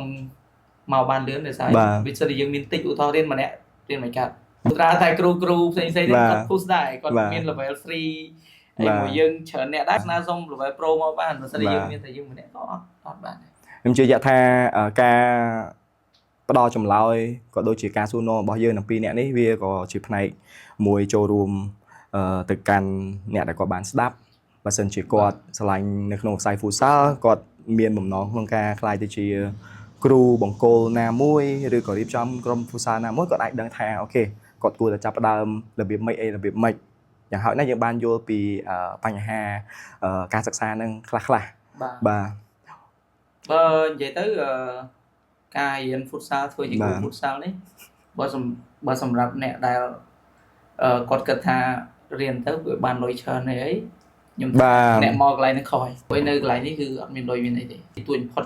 ពីច្រើនណាគ្រូខ្លាំងគេហត់ទៅតារាងធំហើយអ្នកដែលនៅ futsal នៅថ្ងៃនេះអ្នកឆ្លាញ់យកបេះដូងមកផុតហើយយ៉ាបើសិនជាយើងឆ្លាញ់យើងមកកន្លែងនេះបានតែបើសិនថ្ងៃក្រោយបើសិនជាថ្ងៃក្រោយយើងទៅជាអាជីពមិនអត់ហ្នឹងវាអាចនឹងទៅល្អជាងនឹងទៀតសម្រាប់ការរៀនស្វែងយល់ពី futsal និងចង់ធ្វើជាគ្រូ futsal ហ្នឹងក៏ជាមូលហេតុដែលខ្ញុំរៀបចំកម្មវិធី podcast នឹងឡើងបាទដើម្បីជាអាចចូលរួមជាសម្លេងមួយនៃ futsal កម្ពុជារបស់យើងបាទក្នុងក្តីសម័យថាយើងអាចនឹងមានលទ្ធភាពហ្នឹងហើយបង្កើតជាលេខអាជីពអាហ្នឹងជាអាចនិយាយថាជា vision របស់ខាងខ្ញុំហើយជា mission ដែលពួកយើងកំពុងតែធ្វើបច្ចុប្បន្នគឺយើងកំពុងធ្វើជាមួយនឹងគ្រូធាអូខេគ្រូធាអាចបន្តបាទហ្នឹងហើយបងអញ្ចឹងវាអត់មានអីលើសពីនៅក្នុង futsal របស់យើងដោយសារយើងនៅទូចជួយស្ដាយទេរាល់ថ្ងៃហ្នឹងក៏ប៉ុន្តែរាល់ថ្ងៃហ្នឹងបើយើងពិនិត្យមើលកាលពី10ឆ្នាំមុននឹងឥឡូវវាខុសបាទវាខុសគ្នាអភិវឌ្ឍច្រើនពីមុនយើងអត់មានត្រួយឥឡូវយើងមានត្រួយពីមុនយើងអត់មានតារាងបាល់Futsal downtown the blue holy អីយើងអត់មានទេយើងមាននៅ start Olympic ហើយឥឡូវយើងមានច្រើនទីលានយើងមានក្រុមច្រើនចូលហើយអងហើយយើងដូចបើនិយាយទៅអ្នកភាគច្រើនដែលគាត់និយាយពី futsal ថាអត់ទៅមុខគឺគាត់បានតាមដានតាំងពីដើមមកទេតាមដានតាំងពីដើមមកគាត់ដឹងថា futsal កំពុងតែលូតលាស់ត្រួយហើយមានមនុស្សច្រើនដែលពុះពៀនៅខាងក្នុងហ្នឹងសូមមិនចេញឈ្មោះចុះគឺគាត់ព្យាយាមធ្វើច្រើនហើយទៅលើ futsal ហ្នឹងក៏ប៉ុន្តែយើងដឹងហើយ futsal បើនិយាយទៅសូម្បីតែនៅតំបន់អាស៊ីយើងនិយាយទៅគឺគេអត់សូវបដោតអញ្ចឹងអាហ្នឹងឯងជាមូលហេតុដែលយើងគេអត់មានការជំនួយពីក្រៅមកទៀតអញ្ចឹងវាការលូតលាស់នឹងតិចតួចក៏ប៉ុន្តែខ្ញុំគិតថាវាប្រហែលវាជាត្រួយមួយដ៏ល្អដែរបាទហើយខ្ញុំឃើញការបង្កើតក្លឹបថ្មីការមកក្រុមកីឡាករអីហ្នឹងក៏ដូចគ្នាខ្ញុំបង្កើតLucky មួយបងរតនាដែលគាត់ sponsor Lucky ហ្នឹងមកមានយុវជនមានអីហ្នឹងគឺយើងព្យាយាមបង្កើតត្រួយហើយយើងធ្វើអ្វីដែលយើងអាចធ្វើបាននៅទីតាំងដែលយើងកំពុងតែនៅយើងអាចចាំធំហ្មងខ្ញុំធ្វើឯងយើងធ្វើពីទូទៅឲ្យបានប៉ុណ្ណាយើងយកប៉ុណ្ណឹងព្យាយាមអស់ពីសមត្ថភាពហើយថ្ងៃយើងមានត្រួយខ្ញុំគិតថាអាច 4-10 ឆ្នាំទៅមុខទៀតលូតលាស់ហើយវាបែកវែកសាខាអញ្ចឹងវាយើងមួយដែលល្អមានថ្ងៃមុខហើយដូចគ្រូធានិយាយអញ្ចឹងខ្ញុំគ្រូធាលើកឡើងអំពីត្រួយប្រកាសហើយបើសិនជាយើងមើលអំពីលទ្ធផលប្រហែលជាយើងគិតថាការអភិវឌ្ឍរបស់យើងវាមិនសូវច្រើនប៉ុន្តែបើសិនជាយើងអង្កេតមើលអំពីប្រជាប្រិយភាពអំពី futsal បច្ចុប្បន្នខ្ញុំគិតថាវាជាការលូតលាស់មួយគួរឲ្យកត់សម្គាល់ព្រោះយើងមើលឃើញថាឥឡូវយុវជនចាប់ដើមក្នុងការលេង futsal ច្រើនដោយបច្ចុប្បន្នយើងឃើញមានពាន O23 នៅរាជធានីចេស្តាយើងឃើញថាមានយុវជនជាច្រើនដែលគាត់បង្កើតក្លឹបគាត់បានចូលរួមហើយក៏មាន fan ប្រចាំក្លឹបនីមួយៗដែលគាត់ចូលទៅធ្វើជា cheer leader នៅក្នុងហ្នឹងហើយក៏មានការប្រកួតប្រជែងដែលយើងមើលទៅថាវាសម័យទៅមើលជំនាន់យើងពីមុន5ឆ្នាំមុន10ឆ្នាំមុនអីវាសឹងតែថាវាមិនមានសកម្មភាពវាផ្លាស់ប្ដូរច្រើនគាត់ថាឥឡូវនេះអ្វីដែលយើងទៀមទាខ្ញុំជឿថាយើងទៀមទាជាមួយនឹងដៃគូសហការផ្សេងបាទដែលយើងត្រូវការដើម្បីយើងជួយជំរុញឲ្យក្រុមដតីទៅគាត់អាចឈានជើងមកកម្រិតទៀតទៅកាន់អ្វីដែលគាត់ចង់បានបាទបច្ចុប្បន្នយើងមានការអភិវឌ្ឍយុវជនបាទអញ្ចឹងខ្ញុំគិតថានេះវាជាការអភិវឌ្ឍមួយដែលល្អសម្រាប់មិនថា futsal សូម្បីបើគាត់តារាងធំក៏យើងត្រូវតែមានការអភិវឌ្ឍចាប់ពីយុវជនមកដែរអញ្ចឹងចង់ដឹងថាគ្រូធាយល់អំពីការអភិវឌ្ឍ futsal បច្ចុប្បន្នវានៅកម្រិតណាដែលយើងត្រូវការកែលម្អបន្ថែមដើម្បីវាអភិវឌ្ឍទៅមកកម្រិតទៀតអញ្ចឹងណាបាទបើនិយាយពីការអភិវឌ្ឍដូចគ្នានៅក្នុង futsal និងតារាងធំវាដូចគ្នាទេបាទគឺ វាផ្ដើមចេញពីយុវជនហើយរងថ្ងៃហ្នឹងខាងប្រតិជាស្ដាគាត់បានបង្កើតពានរង្វាន់ផ្សេងៗដូចឆ្នាំមុនខ្ញុំចាំមានអុយ20ដែរខាង Holy គេបង្កើតអុយ18ដែរហើយរងថ្ងៃនេះខាងប្រតិស្ដាគាត់បង្កើតអុយ23ដែរអញ្ចឹងរងថ្ងៃហ្នឹងយើងចង់អភិវឌ្ឍទៅលើយុវជនហើយការអភិវឌ្ឍយុវជនហ្នឹងលុះស្រាតែមានពានឲ្យគាត់លេងហើយក្លឹបដូចក្លឹបខាងខ្ញុំក្លឹប KLC ហ្នឹងក៏មានយុវជនដែរមានអុយ18បាទហើយដូចគ្នាយើងចង់ឲ្យយុវជនគាត់គត់ចេញឲ្យបានច្រើនកាលណាតែគាត់មានពានលេងច្រើនគាត់មានការអភិវឌ្ឍហើយយើងមួយដ៏ល្អសម្រាប់ក្រុមផ្សេងមិនក្រុមដូចជា company មួយផ្សេងដែលគាត់បង្កើតជាពានយុវជនកើតឡើងបាទកាត់គ្រូត្រាមួយគ្រូត្រាគិតថាបច្ចុប្បន្នយើងនៅមានកង្វះខាតជាមួយនឹងធនធានគ្រូបាទតក្នុងសាលទេយើងអាចនិយាយបានថាទោះបីជាគាត់បានរៀនជាវិជ្ជាជីវៈឬក៏មិនទាន់បានក៏ដោយតែលោកគ្រូគិតថាចំណុចហ្នឹងវាជា challenge វាជា challenge មួយនៅក្នុងហ្វូសាលការអភិវឌ្ឍហ្វូសាលរបស់យើងអត់ព្រោះខ្ញុំឃើញថាឥឡូវនេះក្រុមវាចាប់ផ្ដើមមានច្រើនហើយប៉ុន្តែគ្រូក្នុងសាលដែលគាត់អាចមានវិជ្ជាជីវៈក្នុងការដឹកនាំក្រុមបើយើងក៏លេខមើលវាបើតាមគំនិតខ្ញុំគិតថាវានៅមានស្ដួយស្ដាងអញ្ចឹងទៅចង់ដឹងពីផ្នែកគំនិតរបស់គ្រូត្រាវិញថាតើអានេះវាជាបញ្ហាអត់សម្រាប់គ្រូត្រាសម្រាប់ខ្ញុំអាហ្នឹងវាជាបញ្ហាមួយដែលចម្បងបញ្ហាមួយធំនៅក្នុង futsal របស់យើងធម្មតាគ្រូជាអ្នកតម្រង់ទិសឲ្យកីឡាករនឹងក្លឹបលេងមិនក្រុមនឹងលេងមិនគឺដោយសារតែគ្រូហ្នឹងឧទាហរណ៍ថាមួយថ្ងៃទៅដឹកនាំក្រុម Peanut ទៅលេង style តាមមួយថ្ងៃទៅអត់បាទហ្នឹងដូចគ្នានៅក្នុងស្រុកខ្មែរយើងថ្ងៃយើងនៅខ្វះស្ដួយស្ដាងទៅលើគ្រូបើខ្ញុំក៏មិនតន់ perfect មិនតន់ខ្លាំងដែរគឺមានចំណុចខ្វះខាតច្រើនតែត្រូវរៀនបន្ថែមបាទហើយដូចគ្នាយើងងងហើយមានតែត្រឹមគ្រូដែល level 2ទេបើគេដល់ pro ហើយគេមាន100នាក់សម្រាប់យើងវាខ្វះខាតបាទក៏ប៉ុន្តែទៅថាអាហ្នឹងវាជាបញ្ហា challenge តែយើងធ្វើមិនយើងមានតែប៉ុណ្្នឹងយើងប្រើប៉ុណ្្នឹងទៅយើងមានលុយ$100យើងចាយលើនឹងមិនបានយើងមាន100យើងចាយ100យើងមានធនធានប៉ុណ្ណាយើងធ្វើយើងចាយប៉ុណ្ណាអាហ្នឹងវាជាបញ្ហាមួយហើយបើសិនជាអាចមានគ្រូបរទេសអីមកចូលរួមមួយក្រុមល្អអាហ្នឹងវាត្រូវតែ push ទៅទៀតឬក៏មានវគ្គដែលដោយសហព័ន្ធរៀបចំមានវគ្គកាន់តែជ្រៅរហូតដល់ pro ទៀតអាហ្នឹងឡើងទៅមកកម្រិតទៀតហើយអាហ្នឹងវាអញ្ចឹងបាទព័ន្ធទៅនឹងបញ្ហាគ្រូខ្ញុំចាប់អារម្មណ៍ទៅលើសមិទ្ធផលដែលគ្រូចាប់ដើមជាមួយនឹងអ៊ុំម៉ាល់បន្តិចអ្វីដែលយើងគួរឲ្យចាប់អារម្មណ៍និងកត់សម្គាល់បំផុតគឺទម្រង់លេងការផ្លាស់ប្ដូរទម្រង់លេងខ្ញុំបាននៅនឹង2ឆ្នាំបានឆ្នាំទី1ហ្នឹងឈ្នះពានដែរប៉ុន្តែឈ្នះពានផ្លូវក្រៅផ្លូវការដូចពាន Marco ពាន AW អីហ្នឹងក៏ឈ្នះដែរអញ្ចឹងខ្ញុំចង់ដឹងអំពីការរៀបចំផ្ទៃក្នុងរបស់គ្រូត្រាបន្តិចពេលដែលគ្រូដឹកនាំនៅអ៊ុំម៉ាល់ព្រោះដោយសារតែទម្រង់លេងអ៊ុំម៉ាល់គឺផ្លាស់ប្ដូរទាំងស្រុងបើព្រោះខ្ញុំក៏ជាកីឡាករម្នាក់ដែលធ្លាប់លេងតទល់មួយអ៊ុំម៉ាល់ច្រើនដងដែរពីទូទៅអ៊ុំម៉ាល់អ្វីដែលជាគេហៅថាជាអត្តសញ្ញាណរបស់គាត់គឺការពីវាយបក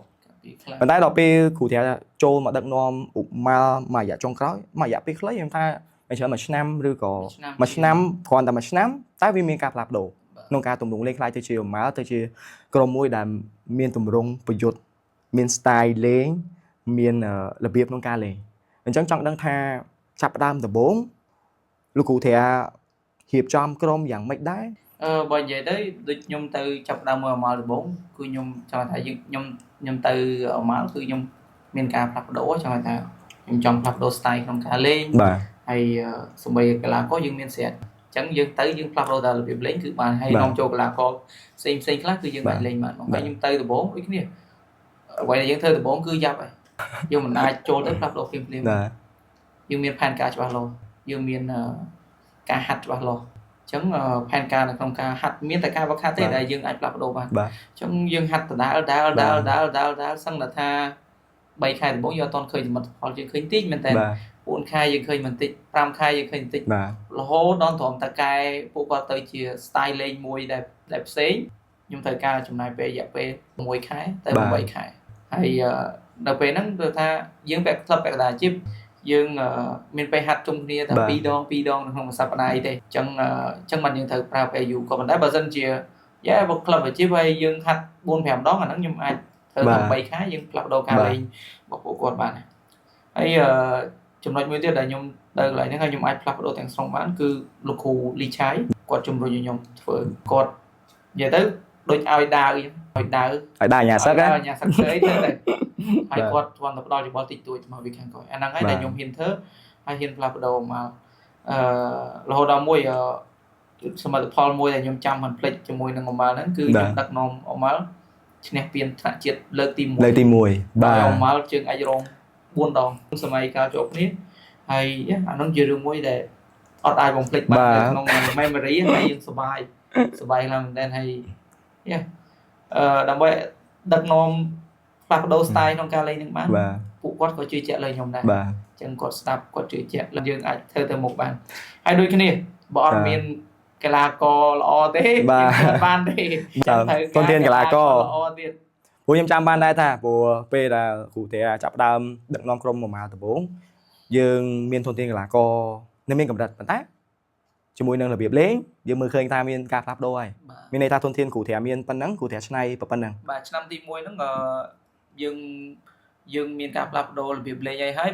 cái là có toàn miền ba chẳng ban thầm chơi ngay rong vậy nèต่อมาban khơi vào tầm miền ok đôi cao chỉ tua đôi cái đây xây ha tu mau cho ru mà tham tiết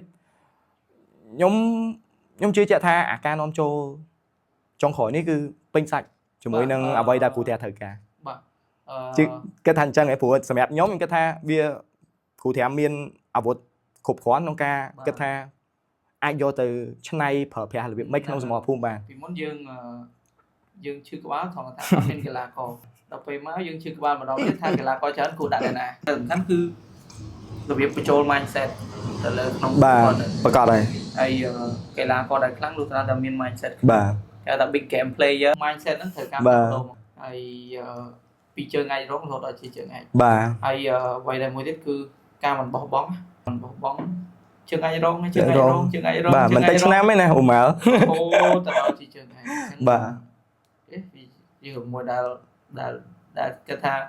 dương phi dương thứ cứ vì mà bà ta nhưng cái tha trận đấu mối tiếp là nè có tam đan ở trong vì sai futsal ai chia tại nhà bo ủng mà trận đấu cụ thể đặng nòm cứแบบบอลchung một nâng ca nòm power play bên này là chỉ ca nòm lên chùm núi nơ mình mến chỉ nét đồng bông không ca lên bập bòn đi hề bắn tá nhưng anh vậy ban tha cụ thể chỉ nét đồng bông là do power play một lấy tá miên rồi biệp xe thấy có vị trí ở một môi cái ta một cái hai mấy cái một sầm lap này cái hai ta một sầm lap là cụ thể và cả lớn hiệp trong lớn hay vô một hợp á chụp chơi mình tên mà vậy nè chắc năng tha đam tôn đồng bông đại dương điệp trong ca lên chùm đuôn lơ đại cái hai tháp power play nó ta vì mình đam tôn là việc mạnh đấy là cụ thể hiệp trong cái vấn đề là ca lên power play nó cứ nhung sao chiều là việc style được trong ca lên power play miền chớn ba miền tờ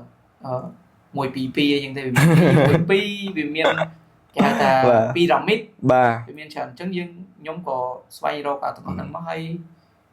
có cái tha tá cái là co bị dướng xả xong mình lên nhảy chừng ghê dưng miền trong nồi là coประมาณ đôi tụi họ tha nơi hay nơi ở má lắm pin sạch cho sai tầng cái là coi chương chuối mình chuối làm ba ở bây dương với odd call ha này nát cái lên bạn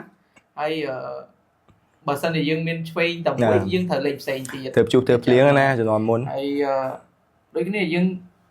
sao chứ nếu mỗi tiết dương mơ từ lời là có cái quay slide hoặc là có để lên phao đấy em này nó còn slide không cả lấy cứ dương chỗ vậy thì mình sòng khăn từ lời tha là việc lên bao nhiêu lọ mấy thế sòng khăn lên quality cái là con lên nó tại con thơ tam dương vào nó甚至cái là con phèm này tại con slide nó còn thơ mát dương lên phay sang là tha sòng bay giờ lên phay nó nhung chén cái nhung lên phao đấy ở bên này thật khá chứ bội dương miên chủng nước tập chất lời phụ con này phụ con yol về quay tầm chứ bên đây dương đã dương thừa nó về tầm bà trận này pe mà anh ta tức tầm bay vật hạt ở phụ con ban vô làm pi là việc lên power play là cụ thể trong là phụ con này thì muối vật hạt lời tỷ liên មានច្រើនដែរហើយទី2យើងសាករបស់ច្រើន fail ច្រើនយើងសាកពេល friendly សាកលេងទៅ5នាទីចុងក្រោយហើយលេងហើយយូរទៅក៏ស្និទ្ធតែអញ្ចឹងណាហើយបើនិយាយទៅដូចជា semi fly នេះក៏ខ្ញុំแนะនាំបាទត្រូវហើយ semi fly កូនឡើងលេងហងមានកីឡាករខ្លះគាត់ឡើងលេងច្រើនខ្ញុំហ្នឹងមិនមែនថាខ្ញុំអ្នកនាំមកអ្នកដំបូងទេខ្ញុំមើលពីគេដែរទេគ្នាអញ្ចឹងអីគេឡោយើងយកមកនេះហើយខ្ញុំក៏សប្បាយចិត្តដែរឃើញក្រុមផ្សេងៗគាត់លេងតាមឥឡូវគាត់មានការលេងច្រើនអត់ទេតាមពិតវាជាចំណុចមួយដែលល្អដោយគូតែនិយាយអញ្ចឹងវាមិនមែនជាអ្វីមួយដែលថ្មីសម្រាប់គេទេតែវាថ្មីសម្រាប់យើងដោយសារតែគ្រូធាបានសិក្សាស្រាវជ្រាវយកវាមកធ្វើបានជោគជ័យក្រុមដទៃទៀតក៏ចាប់ផ្ដើមរៀនសូត្រតាមហើយយើងក៏ចាប់ផ្ដើមយល់អំពីការលេងរបៀបហ្នឹងអាហ្នឹងក៏វាជាទុនមួយខ្ញុំគិតថាវាជាទុនមួយដែលមិនមែនទៅគ្រូធាឥឡូវហ្នឹងបច្ចុប្បន្នបើសិនជាមានលោកគ្រូណាដែលគាត់មានការសិក្សាស្រាវជ្រាវគាត់ពំនាំអ្វីដែលថ្មីគាត់យកមកបង្ហាញនៅក្នុងទីលានមានសមិទ្ធផលអាហ្នឹងវាជាអ្វីមួយដែលកីឡាករទាំងអស់ឬក៏គ្រូបកគោទាំងអស់គាត់អាចមើលឃើញគាត់អាចយកទៅបញ្យល់បន្ថែមបាទយើងរៀនពីគ្នាទៅវិញទៅមកវាជាទុនមួយសម្រាប់កីឡាករដើម្បីឲ្យគាត់បានយល់ពីការលេងរបៀបទាំងអស់ហ្នឹងនៅក្នុងស្រុកស្រាប់ពេលដែលគាត់ចេញទៅក្រៅវាក៏មានភាពងាយស្រួលដែរមួយទៀតខ្ញុំចង់ដឹងថាសម្រាប់ការលេង power play ប្រភេទកីឡាករបែបណាប្រភេទកីឡាករបែបណាត្រូវហើយកីឡាករបែបណាដែលគូតែថាអាចជាអ្នកគាត់លេង power play បានយើងត្រូវការកីឡាករបែបណាសម្រាប់កីឡាករដែលអាចលេង power play បានបាទទី1គឺគាត់មានភាពវៃឆ្លាតហើយ basic គាត់គឺខ្លាំងហើយគាត់យល់ពី game គាត់ read game ពេលណាត្រូវអតាក់ពេលណាត្រូវការពារពេលដែលបាត់បាល់ power play គាត់ត្រូវធ្វើមិនគាត់តម្លាក់មិនគាត់ block កូនអីមិនអញ្ចឹងពួកគាត់ត្រូវការយល់វាហ្នឹងភាពវៃឆ្លាតហើយ read game គឺសំខាន់បំផុតហើយអ្នកដែលលេង power play ខ្ញុំមិនថាម៉េចកីឡាករខ្ញុំមើលឃើញថាលេងខ្លាំងគឺលាភិរនហ្នឹងតែគាត់ជា leader គាត់អ្នកនាំលេងដែលស័ក្តិសមនឹង power play បាទអ្នកនាំលេងពីក្រុមបាទហើយអាហ្នឹងហើយជាពេលដែលយើងលេង power play ត្រូវការកីឡាកររបៀបហ្នឹងហើយមួយទៀតត្រូវការអ្នកទាត់ទីទាំងអស់បាទត្រូវ5អ្នកហ្នឹងចេះទាត់ទាំងអស់បើអត់ខ្សោយអ្នកណាទាត់ក៏អត់បានបាទយល់ទាត់ទីត្រូវតែច្បាស់ទៀតបាទហើយដូចគ្នាគាត់ read game គាត់នឹងយល់ពីរបៀបលេងហើយនឹងទាត់ទីខ្លាំងអញ្ចឹងគាត់មានប្រមាណចំណុចហ្នឹងគឺគាត់អាចលេងបានហើយ power play ហើយមួយទៀតពាក់ព័ន្ធនឹងតាក់ទិចដែរយើងត្រូវលេងមិនមែនចេះលេងបានណាបានអីហ្នឹងគេឆាប់បានគេគាត់ចូលផ្លុកបាទអញ្ចឹងអាហ្នឹងវាត្រូវការតាក់ទិចចូលនៅក្នុងហ្នឹងដែរក៏តែបើសិនជាយើងអត់មានកីឡាករដែលមានគុណភាពទេវាមិនមែនជារឿងល្អទៅត្រូវលេង power play ទេបាទបាទអញ្ចឹងណាអញ្ចឹងវាក៏ជាចំណុចមួយដែលវាក៏ជាចំណុចមួយហើយក៏វាជាជំរើសមួយដែលធ្វើឲ្យក្រុមបដិបកគាត់អាចនឹងចាប់ជាមួយនឹងយុទ្ធសាស្ត្រទាំងអស់ហ្នឹងអូខេអញ្ចឹងចង់ចូលមកកាន់បេសកកម្មដែលគ្រូធាកំពុងមានបច្ចុប្បន្នគឺជា head coach របស់ក្រុម Lucky FC ចង់ដឹងថាក្រុម Lucky FC ចាប់ដើមកកើតឡើងមកដោយរបៀបណាទៅបាទជាដំបូងក៏ប៉ុន្តែក្រុម Lucky គាត់មានយូរហើយមានក្រុម Lucky គាត់ប៉ុន្តែមិនជា Lucky Futsal ទេបាទជា Lucky FT គាត់លេងលើតារាងស្មើលើអីគាត់មានយុវជនមានអីលេងហើយសម្រាប់ខ្ញុំមានចក្ខុវិស័យមួយរបស់ខ្លួនឯងសិនជាមានក្រុមណាគាត់ហ៊ានបង្កើតក្រុមគាត់រៀបចំបានល្អហើយយើងមានចក្ខុវិស័យស្តីងគ្នាចង់អភិវឌ្ឍ Futsal គឺអាចនៅមួយគ្នាបានហ្នឹងក៏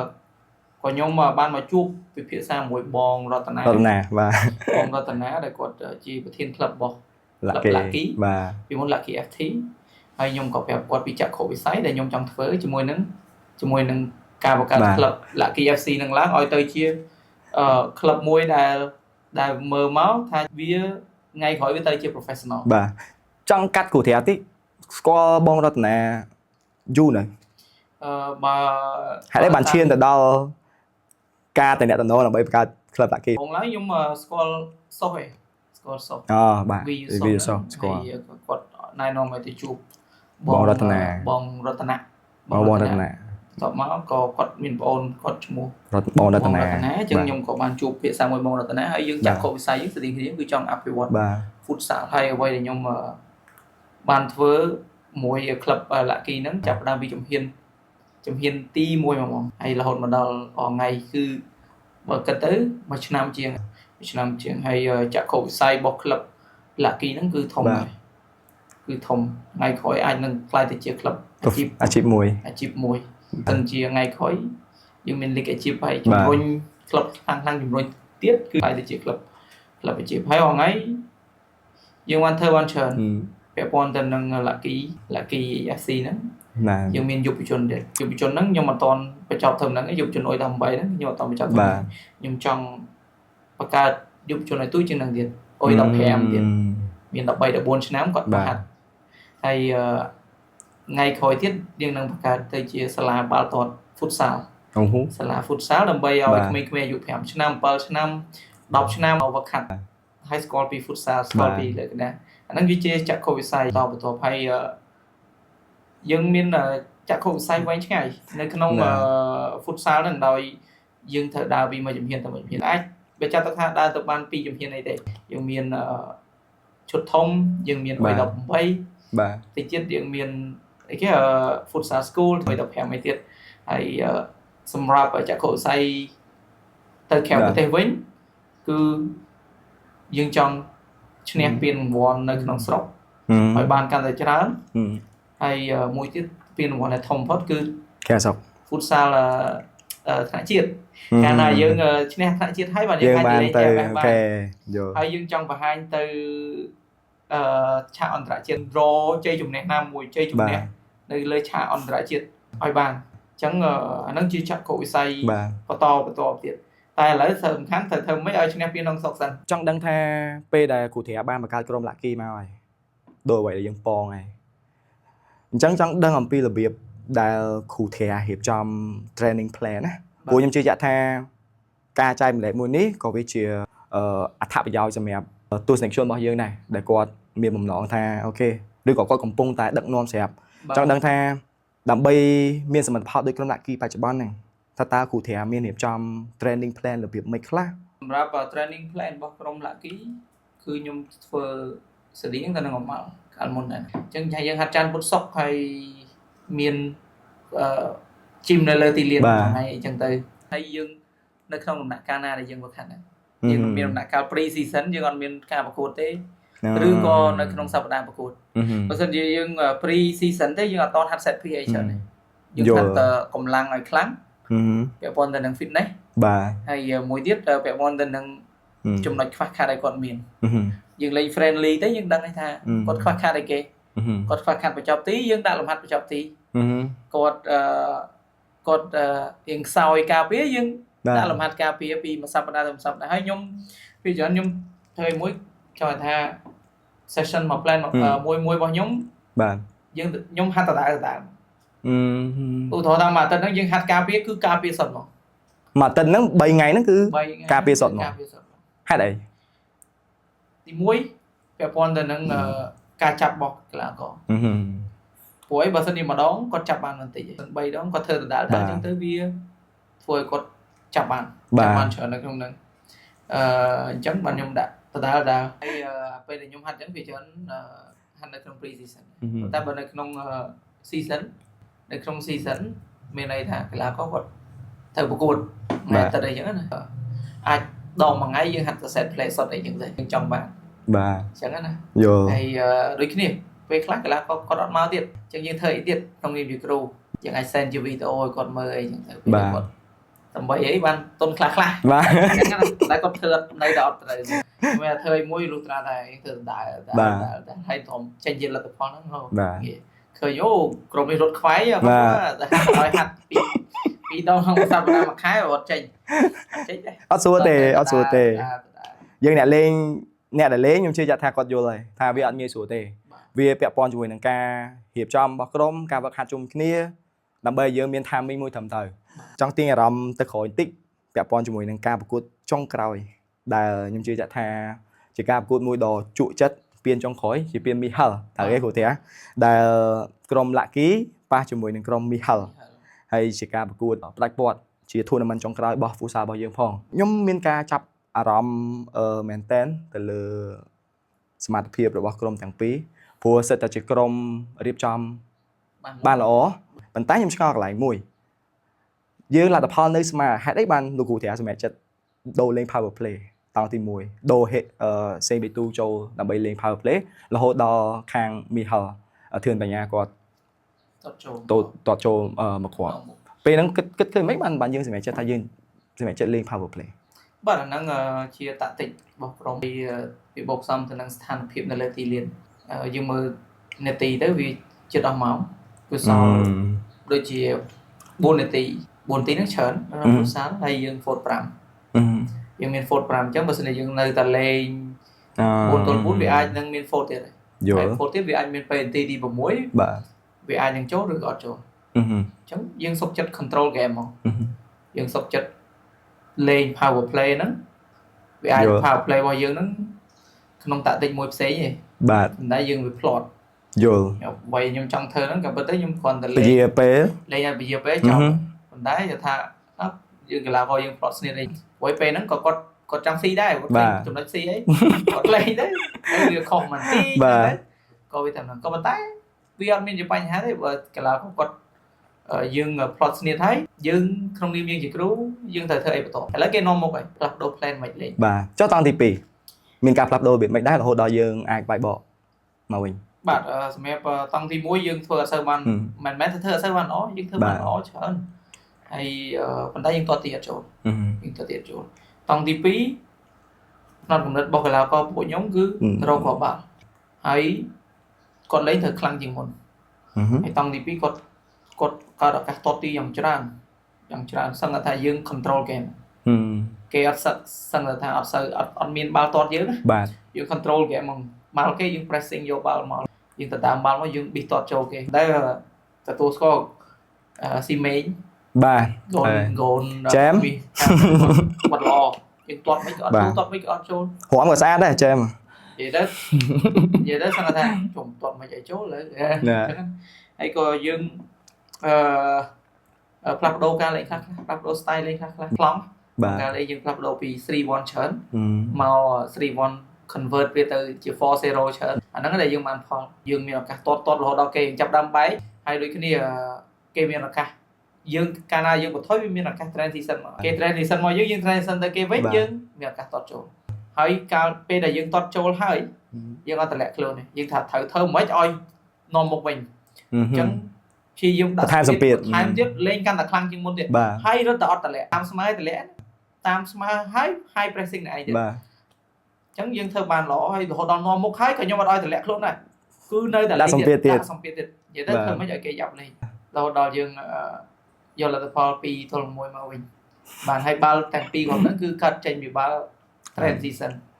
បាល់ដែលលេងផ្លោងយ៉ាងហ្នឹងយើងបានទាត់ដែរតែវាអត់ចូលទេគួរមួយនេះវាឆ្លោះបញ្ចាំងឲ្យឃើញថាបាល់ទាត់ futsal របស់យើងគឺចាប់ផ្ដើមរីកចម្រើនខ្លាំងអានេះសម្រាប់ខ្ញុំព្រោះខ្ញុំឃើញថាទាំងការចូលរួមរវាងfan ការរៀបចំក្រុមទាំងគណៈកម្មការនៃការរៀបចំពានផងដែរគាត់មានការរៀបចំបានល្អមែនទែនបាទសឹងតែថាស្រដៀងនឹង professional ដែលធ្វើឲ្យទស្សនិកជនទាំងអស់គាត់មានអារម្មណ៍ថាអូចង់ទៅមើល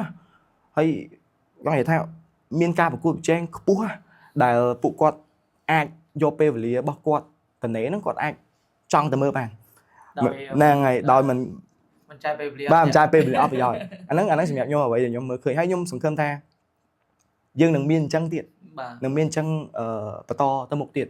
ដើម្បីការអភិវឌ្ឍfutsal របស់យើង AFC qualify ហ្នឹងគឺគេលេងដូចជាខ្ញុំចាំគឺថា2ឆ្នាំម្ដងកាលយើងទៅហ្នឹង2023ដែរដូច2023បើចាំមិនខុស2023ឥឡូវអាចចុងឆ្នាំ2025ដូចជាគេជំរុះទៀតហើយគេដូចជាគេចាប់ឆ្នោតតែចុងខែនេះដែរដូចអត់តន់ច្បាស់ថ្ងៃតែគេជំរុះបាទដូចជាចុងឆ្នាំហ្នឹងចឹងដូចជា2ឆ្នាំម្ដងបាទប្លែកបើសម្រាប់ខ្ញុំគិតថាប្លែកមែនតើព្រោះក្នុងតែប៉ុន្តែអាហ្នឹងគេផ្លាស់ប្ដូរformat ពីមុនពេលដែលគេជំរុះ AFC គេជំរុះលេងនៅក្នុង AFF មកគេជំរុះទៅថាតំបន់អាស៊ានណា top លេខ1ដល់លេខ4អញ្ចឹងគេទៅលេង AFC តែឥឡូវគេចាប់ឆ្នោតវិលជុំអាហ្នឹងតាមអ្វីដែលខ្ញុំបានតាមដានតែគេចាប់ឆ្នោតគ្រប់ប្រទេសគេថាត្រូវទៅចូលពូលនៅកូរ៉េទៅលេងកូរ៉េតែហ្នឹងវាជុំទី1ទី2គឺគេលេងតាមចាប់ផ្ទះតែមួយទេខ្ញុំគិតថាវាជាឱកាសមួយដែលល្អមែនទែនសម្រាប់អ្នកដែលគាត់ចង់ចូលជម្រើសជាតិហើយយើងធ្លាប់តែឃើញថាជម្រើសជាតិគាត់លេងត្រឹមតំបន់អាស៊ានរបស់យើងបាទអាស៊ីអាគ្នេយ៍របស់យើងដូចជាយើងទៅថៃទៅវៀតណាមទៅឥណ្ឌូអីចឹងដែរប៉ុន្តែខុសពីឆ្នាំ2023គឺយើងបានជម្រុះនៅក្នុងពូលក្រុមខ្លាំងដូចជាអ៊ូបេគីស្ថានដូចជាអ៊ីរ៉ាក់អីវិញសិតតែជាក្រុមលំដាប់នឹងហ្វូសាល់ហើយចំណាប់អារម្មណ៍បែបណាដែរគូធាត្រូវបានសិលេចជាគ្រូបង្គោលរបស់ជម្រើសជាតិស្របពេលនៅក្នុងពាន AFC ហ្នឹងហ្មងខ្ញុំមានអារម្មណ៍ថា surprise ហើយចង់យកភ្លុកជាតិទៅហ្នឹងយើងចង់ដឹងថាគេលឿនប៉ុណ្ណាគេប៉ុណ្ណាហើយសន្និដ្ឋានខ្ញុំព្យាយាមអស់ពីសមត្ថភាពហើយខ្ញុំខំប្រឹងស្រាវជ្រាវស្វែងរកតែខ្ញុំមិនចេះគ្រប់ទេហើយខ្ញុំក៏មានចំណុចខ្វះខាតច្រើនហើយយើងត្រូវរៀនសូត្រអញ្ចឹងក៏ព្យាយាមអស់ពីសមត្ថភាពដែលយើងទៅលេងនៅ OB ហ្នឹងហើយជាលើកទី1ដែលខ្ញុំដឹកនាំក្រុមជម្រើសជាតិហើយម៉ាច់ទី1យើងជួបម្ចាស់ផ្ទះហ្មងបាទហើយពេលហ្នឹងដូចជាយើងបាននៅខ្មែរដូចជា2អាទិត្យបាន2អាទិត្យទៅថៃទៅថៃមួយអាទិត្យទៀតទៅថៃយើងបាន friendly ហើយយើងបោះជំរំមកខាត់ហើយបាទអញ្ចឹងក៏យើងទៅហ្នឹងក៏យើងមានអីខ្លះតែយើងមិនអត់សោះទេគាត់ថាបើនិយាយទៅវាខុសគ្នាតែមួយគឺជីបជាមួយនឹងកណ្ដាលជីបគេជីបអ៊ុយបេគីស្ថានគេមានលេខជីបអ៊ីរ៉ាក់គេមានលេខជីបម៉ាឡេគេមានលេខជីបតែយើងពាក់កណ្ដាលជីបទេហើយយើងប្រមូលផ្ដុំក៏មានរយៈពេលខ្លីបាទហើយអ្វីដែលខ្ញុំចាប់អារម្មណ៍ផុតគឺក្នុងមួយឆ្នាំគ្រប់ក្រុមទាំងអស់គឺគេមានការប្រកួតលក្ខណៈ friendly អន្តរជាតិតែខ្លាំងប៉ះខ្លាំងនៅក្នុងលីកគេលេងខ្លាំងប៉ះខ្លាំងហើយអន្តរជាតិគេលេងខ្លាំងប៉ះខ្លាំងទៀតអូដូចអ៊ុយបេគេ friendly មួយអេស្ប៉ាញបាទយើង friendly មួយអូខេយើងមិនថាអាហ្នឹងគេលេងលីកក៏ខ្លាំងគេ friendly បានច្រើនទៀតយើងអត់ដែលលេង friendly អីខ្លាំងទេហើយលីកក៏មិនខ្លាំងដែរយើងជួបក្រុមខ្លាំង2-3ប្រកួតហើយអស់ហើយក្នុងមួយឆ្នាំយើងទៅគេការប្រកួតចេញខ្ពស់យើងវានៅខាងក្រោមគេប៉ះមួយគេយើងថាគេលឿនម៉េះបាទកាយសម្បទាគេលឿនម៉េះតាក់ទិចគេយើងដឹងថាគេលេងអញ្ចឹងហើយយើងហេតុអីមិនចាប់គេបញ្ចប់យើងដឹងថាហ្នឹងធ្វើអញ្ចឹងហើយចាប់គេអត់ជាប់លឿនម៉េះដោយសារអីការប្រកួតចេញរបស់កីឡាកររបស់យើងហ្នឹងមួយកីឡាករយើងហ្នឹងកម្រិតរបស់យើងនៅមានកម្រិតប្រកួតចេញគ្នាយើងប៉ះជាមួយនឹងអ្នកខ្លាំងគេលឿនជាងយើងហើយទោះបីមិនក៏ដោយក៏យើងធ្វើបានប្រឹងអស់ពីសមត្ថភាពការលេងតទល់មួយគេណាមានប្រមាណគឺចេញហើយហើយកីឡាករគាត់ខំហើយខ្ញុំដូចគ្នាខ្ញុំព្យាយាមអស់ពីសមត្ថភាពតែថាយើងចង់បង្ហាញថាយើងលេងឲ្យបានសមិទ្ធផលដើម្បីជូនជាតិមានទំហំតែហ្នឹងយើងធ្វើម៉េចយើងព្យាយាមអស់ពីសមត្ថភាពហើយ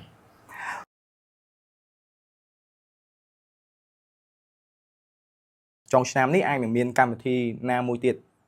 សម្រាប់ជម្រើសជាតិហើយអញ្ចឹងចុងក្រោយពាក់ព័ន្ធមួយជម្រើសជាតិចង់ឲ្យគ្រូធាក្នុងនាមជាអតីត former head coach National Futsal Team របស់យើងដែរតើគ្រូធាអាចនឹងមាន advice ណាមួយសម្រាប់កីឡាករមិនថាយុវជនមិនថាកីឡាករដែលគាត់ធ្លាប់ជាប់ស្រាប់ឬក៏មិនទាន់បានជាប់ថាគាត់គួរតែត្រៀមខ្លួនឥឡូវហ្នឹងបែបណាដើម្បីអាចឈានទៅដល់ការជ្រើសរើស National Team របស់យើងតើគាត់គួរត្រៀមខ្លួនបែបណាជាទូទៅសម្រាប់ advice របស់ខ្ញុំបើនិយាយទៅគឺជូនចំពោះកីឡាករទាំងអស់ហ្មងសូមតាំងខ្លួនឯងជា professional បាទកុំញ៉ាំស្រាបាទជក់បារីជក់ web ហើយខ្ញុំមិននិយាយមួយចំនួនគឺមានអាហ្នឹងទាំងអស់ហើយដល់ពេលដែលចិត្តដល់ជំរឿជាតិហើយខំប្រឹងហាត់ជីមយល់អ្នកឯងមានពេលខ្លីសម្រាប់ធ្វើទាំងអស់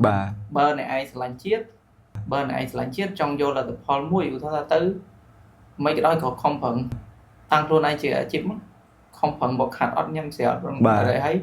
ព្យាយាមវឹកហាត់ខ្លួនឯងក្លឹបហាត់មួយក្លឹបខ្លាំងទៅកុំមកបាត់ណាបើតែយើងស្រឡាញ់ជាតិនៅក្នុងចំណោមអ្នកដែលធ្លាប់ជាប់ជំនឿជាតិនិងជំនឿជាតិឆ្នាំមុនអីហ្នឹងគឺព្យាយាមខ្លួនឯងមិនមែនចិត្តដល់ថ្ងៃហើយបានប្រឹងទេអញ្ចឹង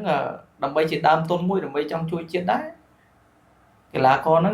ត្រូវតែត្រៀមខ្លួន ត្រូវតែត្រៀមខ្លួនឯងទោះបីអត់មានប្រាក់ខែពីឥឡូវហ្នឹងទេអត់មានប្រាក់ខែអ្នកឯងទេមានតែអ្នកឯងហាត់មួយក្លឹបប្រឹងហាត់មួយក្លឹបទៅមានពេលឲ្យហាត់អីហើយគឺហាត់ទៅ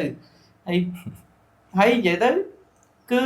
ready ខ្លួនឯងទោះបីខ្លួនឯងគិតថាខ្លួនឯងនឹងជាប់ទៀតឬក៏មិនជាប់ប៉ុន្តែត្រូវជា ready ខ្លួនឯងបើសិនជាចង់ជួយជាតិហើយបើសិនជាធម្មតាអញគ្រាន់តែចង់បានឈ្មោះជាមួយជាតិទេអូអ្នកឯងមិនអ្នកឯងចង់ថាអ្នកឯងមិនបាច់ចាំ represent country យល់ និយាយទៅគឺលោកថាអ្នកឯងខំប្រឹងខ្លួនឯងមកហើយបាទខំប្រឹងខ្លួនឯងហើយប្រឹងមកខាត់ខ្លួនឯងត្រៀមខ្លួនឯងមកបាទបើសិនជាអ្នកឯង select អ្នកឯងនឹងបានជួយខ្លះហើយបាទតែបើសិនជាអត់ត្រៀមខ្លួនទេដល់ថ្ងៃបានត្រៀមខំប្រឹងវាអាចយឺតពេលបានយឺតពេលហើយខ្ញុំនិយាយហ្នឹងមិនមែនខ្ញុំតំណាងឲ្យជាគ្រូជំរឿនជាតិទេខ្ញុំអត់ដឹងថាអ្នកណានឹងខ្លាយទៅជាគ្រូជំរឿនជាតិទេខ្ញុំអត់ដឹងហើយខ្ញុំក៏សាទរបើសិនជាមានគ្រូជំរឿនជាតិល្អមកដឹកនាំឬក៏ខ្ញុំអាចធ្វើជា assistant វិញអាហ្នឹងធ្វើមិនទៅប៉ុន្តែអ្វីខ្ញុំជា advice ខ្ញុំចង់ដល់ឲ្យកីឡាករគឺកីឡាករសូមឲ្យគាត់ត្រៀមខ្លួនឯងព្រោះអីយើងមិនដឹងទេថានឹងមានព្រឹត្តិការណ៍នឹងឬអត់ក៏ប៉ុន្តែយើងជាកីឡាករត្រូវត្រៀមខ្លួនទាំងកម្លាំងកាយសម្បទាហើយអីហ្នឹងជា advice ទី1ហើយ advice ទី2ខ្ញុំក៏សូមស្នើសុំឲ្យខាង sponsor ចាប់អារម្មណ៍ទៅជួយសហព័ន្ធខ្ញុំមិននិយាយនេះខ្ញុំនិយាយនេះមិនដឹងថាមនុស្សមួយអ្នកដែលបានស្ដាប់ឲ្យ50នាក់40នាក់អីសិនជាឲ្យដំណឹងនេះទៅដល់ខាង sponsor ធំតែគាត់ចង់ជួយទៅលើ futsal គាត់សហព័ន្ធទៅគាត់ផ្ដល់ឧបត្ថម្ភទៅខាងសហព័ន្ធទៅសហព័ន្ធគាត់មាន league មាន cup ឬក៏អីឲ្យរៀបចំហើយនឹងក្រុមលេង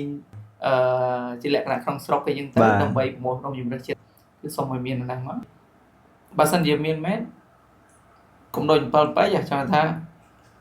ឲ្យមានឲ្យវា consistent 10ឆ្នាំអីចឹងឬក៏20ឆ្នាំអីចឹងទៅ sponsor លើហ្នឹងទៅបើស្អីយើងចង់ជួយបាទអាហ្នឹងក៏ជាចំណែកមួយដែលជួយជាតិ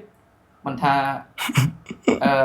បង្កើតជា cup អីក៏ដោយជា league អីក៏ដោយហើយបើសិនជាអត់បាន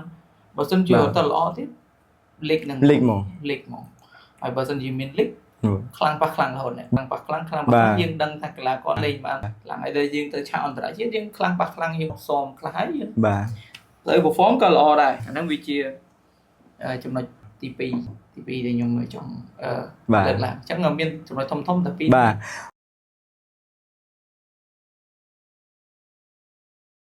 ពេលគ្រូតានិយាយអញ្ចឹងខ្ញុំនឹកឃើញជំនាន់ខ្ញុំជាប់ជំនឿជាតិដំបូងពួកខ្ញុំជាប់ជំនឿជាតិដំបូងដូចជាឆ្នាំ2022បើខ្ញុំចាំមិនខុសទេអាហ្នឹងជាការជាប់ដំបូងខ្ញុំជឿថាអ្នកដែលលេងបាល់ទាំងអស់សិតតែមានក្តីសម័យចង់ជាប់ជំនឿជាតិយើងនិយាយសាមញ្ញចង់ជាប់ជំនឿជាតិចង់ពាក់អាវជំនឿជាតិចង់លេងឲ្យជំនឿជាតិក៏លេងមើលខ្ញុំដែលមានឱកាសជាប់ដំបូងហ្នឹងខ្ញុំដូចគ្នាជំនាន់ហ្នឹងដូចជា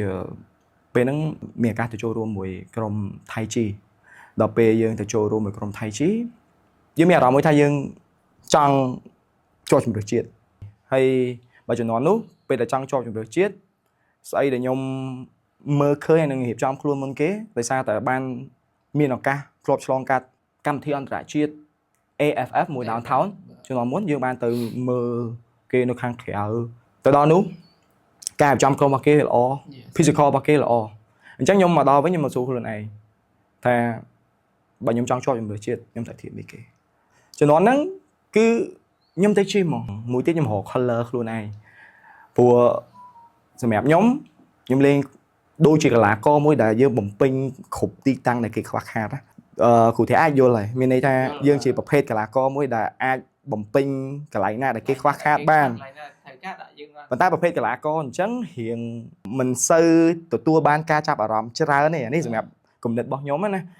អញ្ចឹងបាទខ្ញុំពេលហ្នឹងខ្ញុំកែអត្តសញ្ញាណរបស់ខ្ញុំដែររហូតដល់ខ្ញុំទៅលេងថៃជីហ្នឹងខ្ញុំអត់លេង physio ទេកែទៅលេង pivot ដល់ពេលខ្ញុំទៅលេង pivot អាគុណភាពនៃការបញ្ចប់ទីរបស់ខ្ញុំវាត្រឡប់មកវិញអញ្ចឹងវាធ្វើឲ្យខ្ញុំហ្នឹងមានឱកាសបាន select ជាប់ជំរឿជាតិនៅឆ្នាំ2020ទីខ្ញុំចាំខុសទេក្រោមការដឹកនាំរបស់គ្រូរចនាហើយអ្វីដែលកាន់តែពិសេសទៀតបានដាក់គោលដៅថាជាប់ពាក់អាវជំរឿជាតិហើយប៉ុន្តែចង់ថារកមកគ្រាប់ឲ្យបានជាសំណាង គឺប្រកួតដំបូងខ្ញុំអាចរកគ្រាប់ដំបូងដែលខ្ញុំចូលជម្រើសជាតិនេះក៏វាជាអនុស្សាវរីយ៍មួយដែរ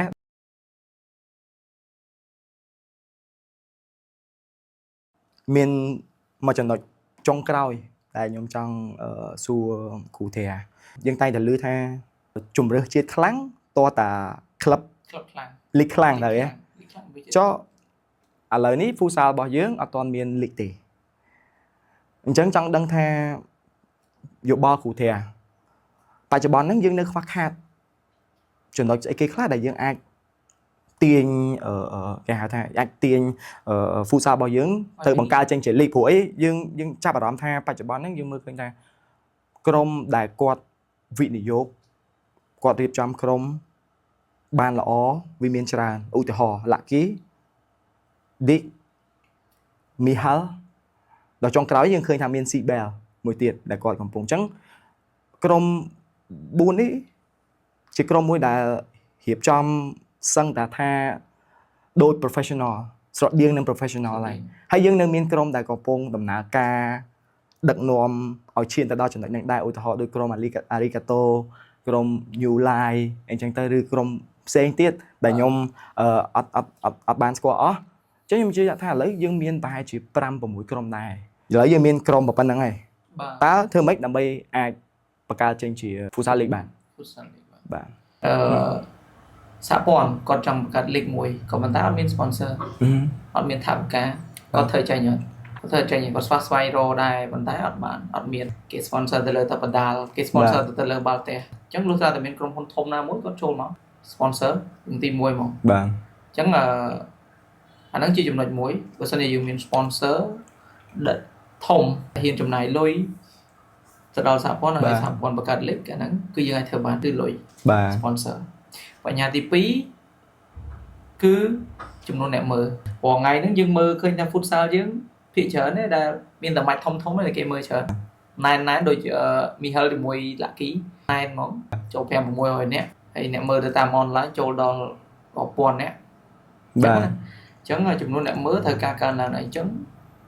យើងមាន sponsor ហើយមានចំនួនអ្នកមើលអញ្ចឹងថ្ងៃឃើញបដាហើយតែអត់ចង់បានប៉ុណ្្នឹងទេរត់ទៅច្រើនជាងនឹងទៀតបកទៅមើលលីកនៅថៃនៅឥណ្ឌូនេស៊ីគឺពួកគាត់ fan ពេញហ្មងអញ្ចឹងដល់ពេលដែល fan ច្រើនអីចឹងគឺបានលុយខ្លះលក់សបុតអីហ្នឹងពីខាង fan អីហ្នឹងចូលទៅដល់ខាងសហព័ន្ធឬមួយក៏សហព័ន្ធ share មក club អីចឹងអាហ្នឹងហើយចំណុចហ្នឹងគឺជាចំណុចដែលសំខាន់មើលតាម online ក៏ច្រើនអ្នកមើលផ្ទាល់ក៏ច្រើនអាហ្នឹងយើងទៅមុខអាចនឹងមានលីកឯងអញ្ចឹងដូចគ្នាបើសិនជាមានមនុស្សមើលច្រើន sponsor គេសប្បាយចិត្តហើយ sponsor សប្បាយចិត្តព្រោះមានមនុស្សមើលមាន sponsor ទី3គឺ club របស់ថ្ងៃខ្ញុំយល់ឃើញថា club របស់ថ្ងៃគេត្រៀមចាំទៅ2ចំណុចនោះហើយគេចាំទៅ sponsor និង fan ហើយនឹងអ្នកដែលបង្កើតនឹងមកអ្នកដែលបង្កើតនឹងមកពីណាគេអ្នកដែលបង្កើត league នឹងមកពីណាគេបាទសហព័ន្ធហ្នឹងហើយព្រោះអីគាត់ណាតែអូខេគេមានលុយមាន sponsor មានអីហើយសហព័ន្ធគាត់ធ្វើបានហើយបាទអញ្ចឹងសហព័ន្ធគាត់ចាំពីនោះមកចាំលុយមកបានលុយមកសហព័ន្ធមានផែនការអភិវឌ្ឍ futsal នៅក្នុងប្រទេសផែនការទៅថាមួយឆ្នាំចាយប៉ុន្មានលើអីខ្លះបាទផែនការច្បាស់លាស់បង្កើតជា league មួយបង្កើតជា league មួយបាទ league ហ្នឹងគឺជា league អាជីពហើយត្រូវដាក់គោលដៅមកគ្រប់ club វេរងអញ្ចឹងគាត់អាចចូលរួមលេងហ្នឹងទេលុះត្រាតែនៅ club នៃអាជីពតើតែមានលក្ខខណ្ឌគ្រប់គ្រាន់បាទ club នៃឯងមានប្រាក់ខែក៏មានផែនការបង្កើតច្បាស់លាស់បានឲ្យចូលរួមបាទយើងមិនមែនចេះ select យកចំនួនបរិមាណយើងយកគុណភាពមកឧទាហរណ៍ថាមាន6 club ខ្លាំងselect យក6 club ហ្នឹងមកអញ្ចឹងទៅយើងមាន league មួយទៅជាខ្លាំងហើយ league ហ្នឹងអាចនឹងខាងសហព័ន្ធទៅអ្នកធ្វើថាឲ្យមានបរទេសអត់មានបរទេសមកចូលរួមមួយអ្នកដាក់មួយអ្នកបរទេសមកវា push ទៀតអាកូប្រេស៊ីលអីមកដូចជា league អាជីពយើងហ្មងអីបាទ Cambodia Premier League ហ្នឹងកាលណាយើងមានពួកហ្នឹងមកយើងខ្លាំងហើយមាន3ចំណុច4ចំណុចទាំងអស់ណាតែខ្ញុំរៀបចំតែខ្ញុំបាននិយាយឡើងហ្នឹងទី1 fan មាន fan ច្រើនមាន sponsor បន្ទាប់មកសហព័ន្ធគាត់រៀបចំហើយអ្នករៀបចំបាទបន្ទាប់ពីអ្នករៀបចំគឺ club អ្នករៀបចំទៅជា club professional អញ្ចឹងមាន4ចំណុចហ្នឹងបាទអាហ្នឹងខ្ញុំគិតចេញពីខ្លួនឯងបាទហើយតាមការស្រាវជ្រាវមាន4ចំណុចហ្នឹងដែលយើងត្រូវ thơ dùm hiền tầm bố hay bởi dương cả nắng mà mình lịch mùi là khlang bạc khlang và lúc mà thằng mình cũng mùi cái đông bảy chung ấy như thế khlang là hôm nay mình bỏ tên là có mi dần mát là có Thái Việt Nam lại có pre-season tinh còn mà ấy chẳng hạn không phải năng từ một tiền này từ mà cũng ra tiền này chẳng là bây giờ mình là lịch khlang nắng vô sự lệch cái là có vô sự lệch một cái cột khlang đó chẳng mình chờ nó chỉ cần sự lệch vô bên nào tôi trang không rồi ngay miền Sầm Phó là sao kia chỉ chip trang tối cho ngay miền Sầm Phó thôi chưa chip mà club ở chip futsal lấy cái chip cái lá co chip men cái lá co bay bán này còn cái lá co bay bán cái lá co để tới việc cúp xong đi mà chẳng lại tàu vào tàu một mình bây miền lịch chip cả lá ban lúc ra tại sponsor nè đi trongជាមួយនឹង club 4ចំណុចហ្នឹងគឺខ្ញុំគិតថាជាចំណុចដែលធំៗហើយអញ្ចឹងជាកុងក្រោយអរគុណគូធាដែលបានចំណាយពេលវេលាមកចូលរួមជាមួយនឹងកម្មវិធី podcast ដំបូងរបស់ពួកយើងអញ្ចឹងជាចុងក្រោយខ្ញុំមានកាដូតិចតួចជូនគូធានេះជាកៅអៅដែលពួកយើងទទួលបានពីខាង Alexi Sport អញ្ចឹង Alexi គាត់ជាហាងដែល design ដែលលើកៅអៅកីឡាគ្រប់ប្រភេទអញ្ចឹងបើសិនជាអ្នកទាំងអស់គ្នាត្រូវការកៅអៅល្អៗគុណភាពល្អៗតម្លៃសមរម្យអាចតាក់ទងមកកាន់ Alexi Sport បាន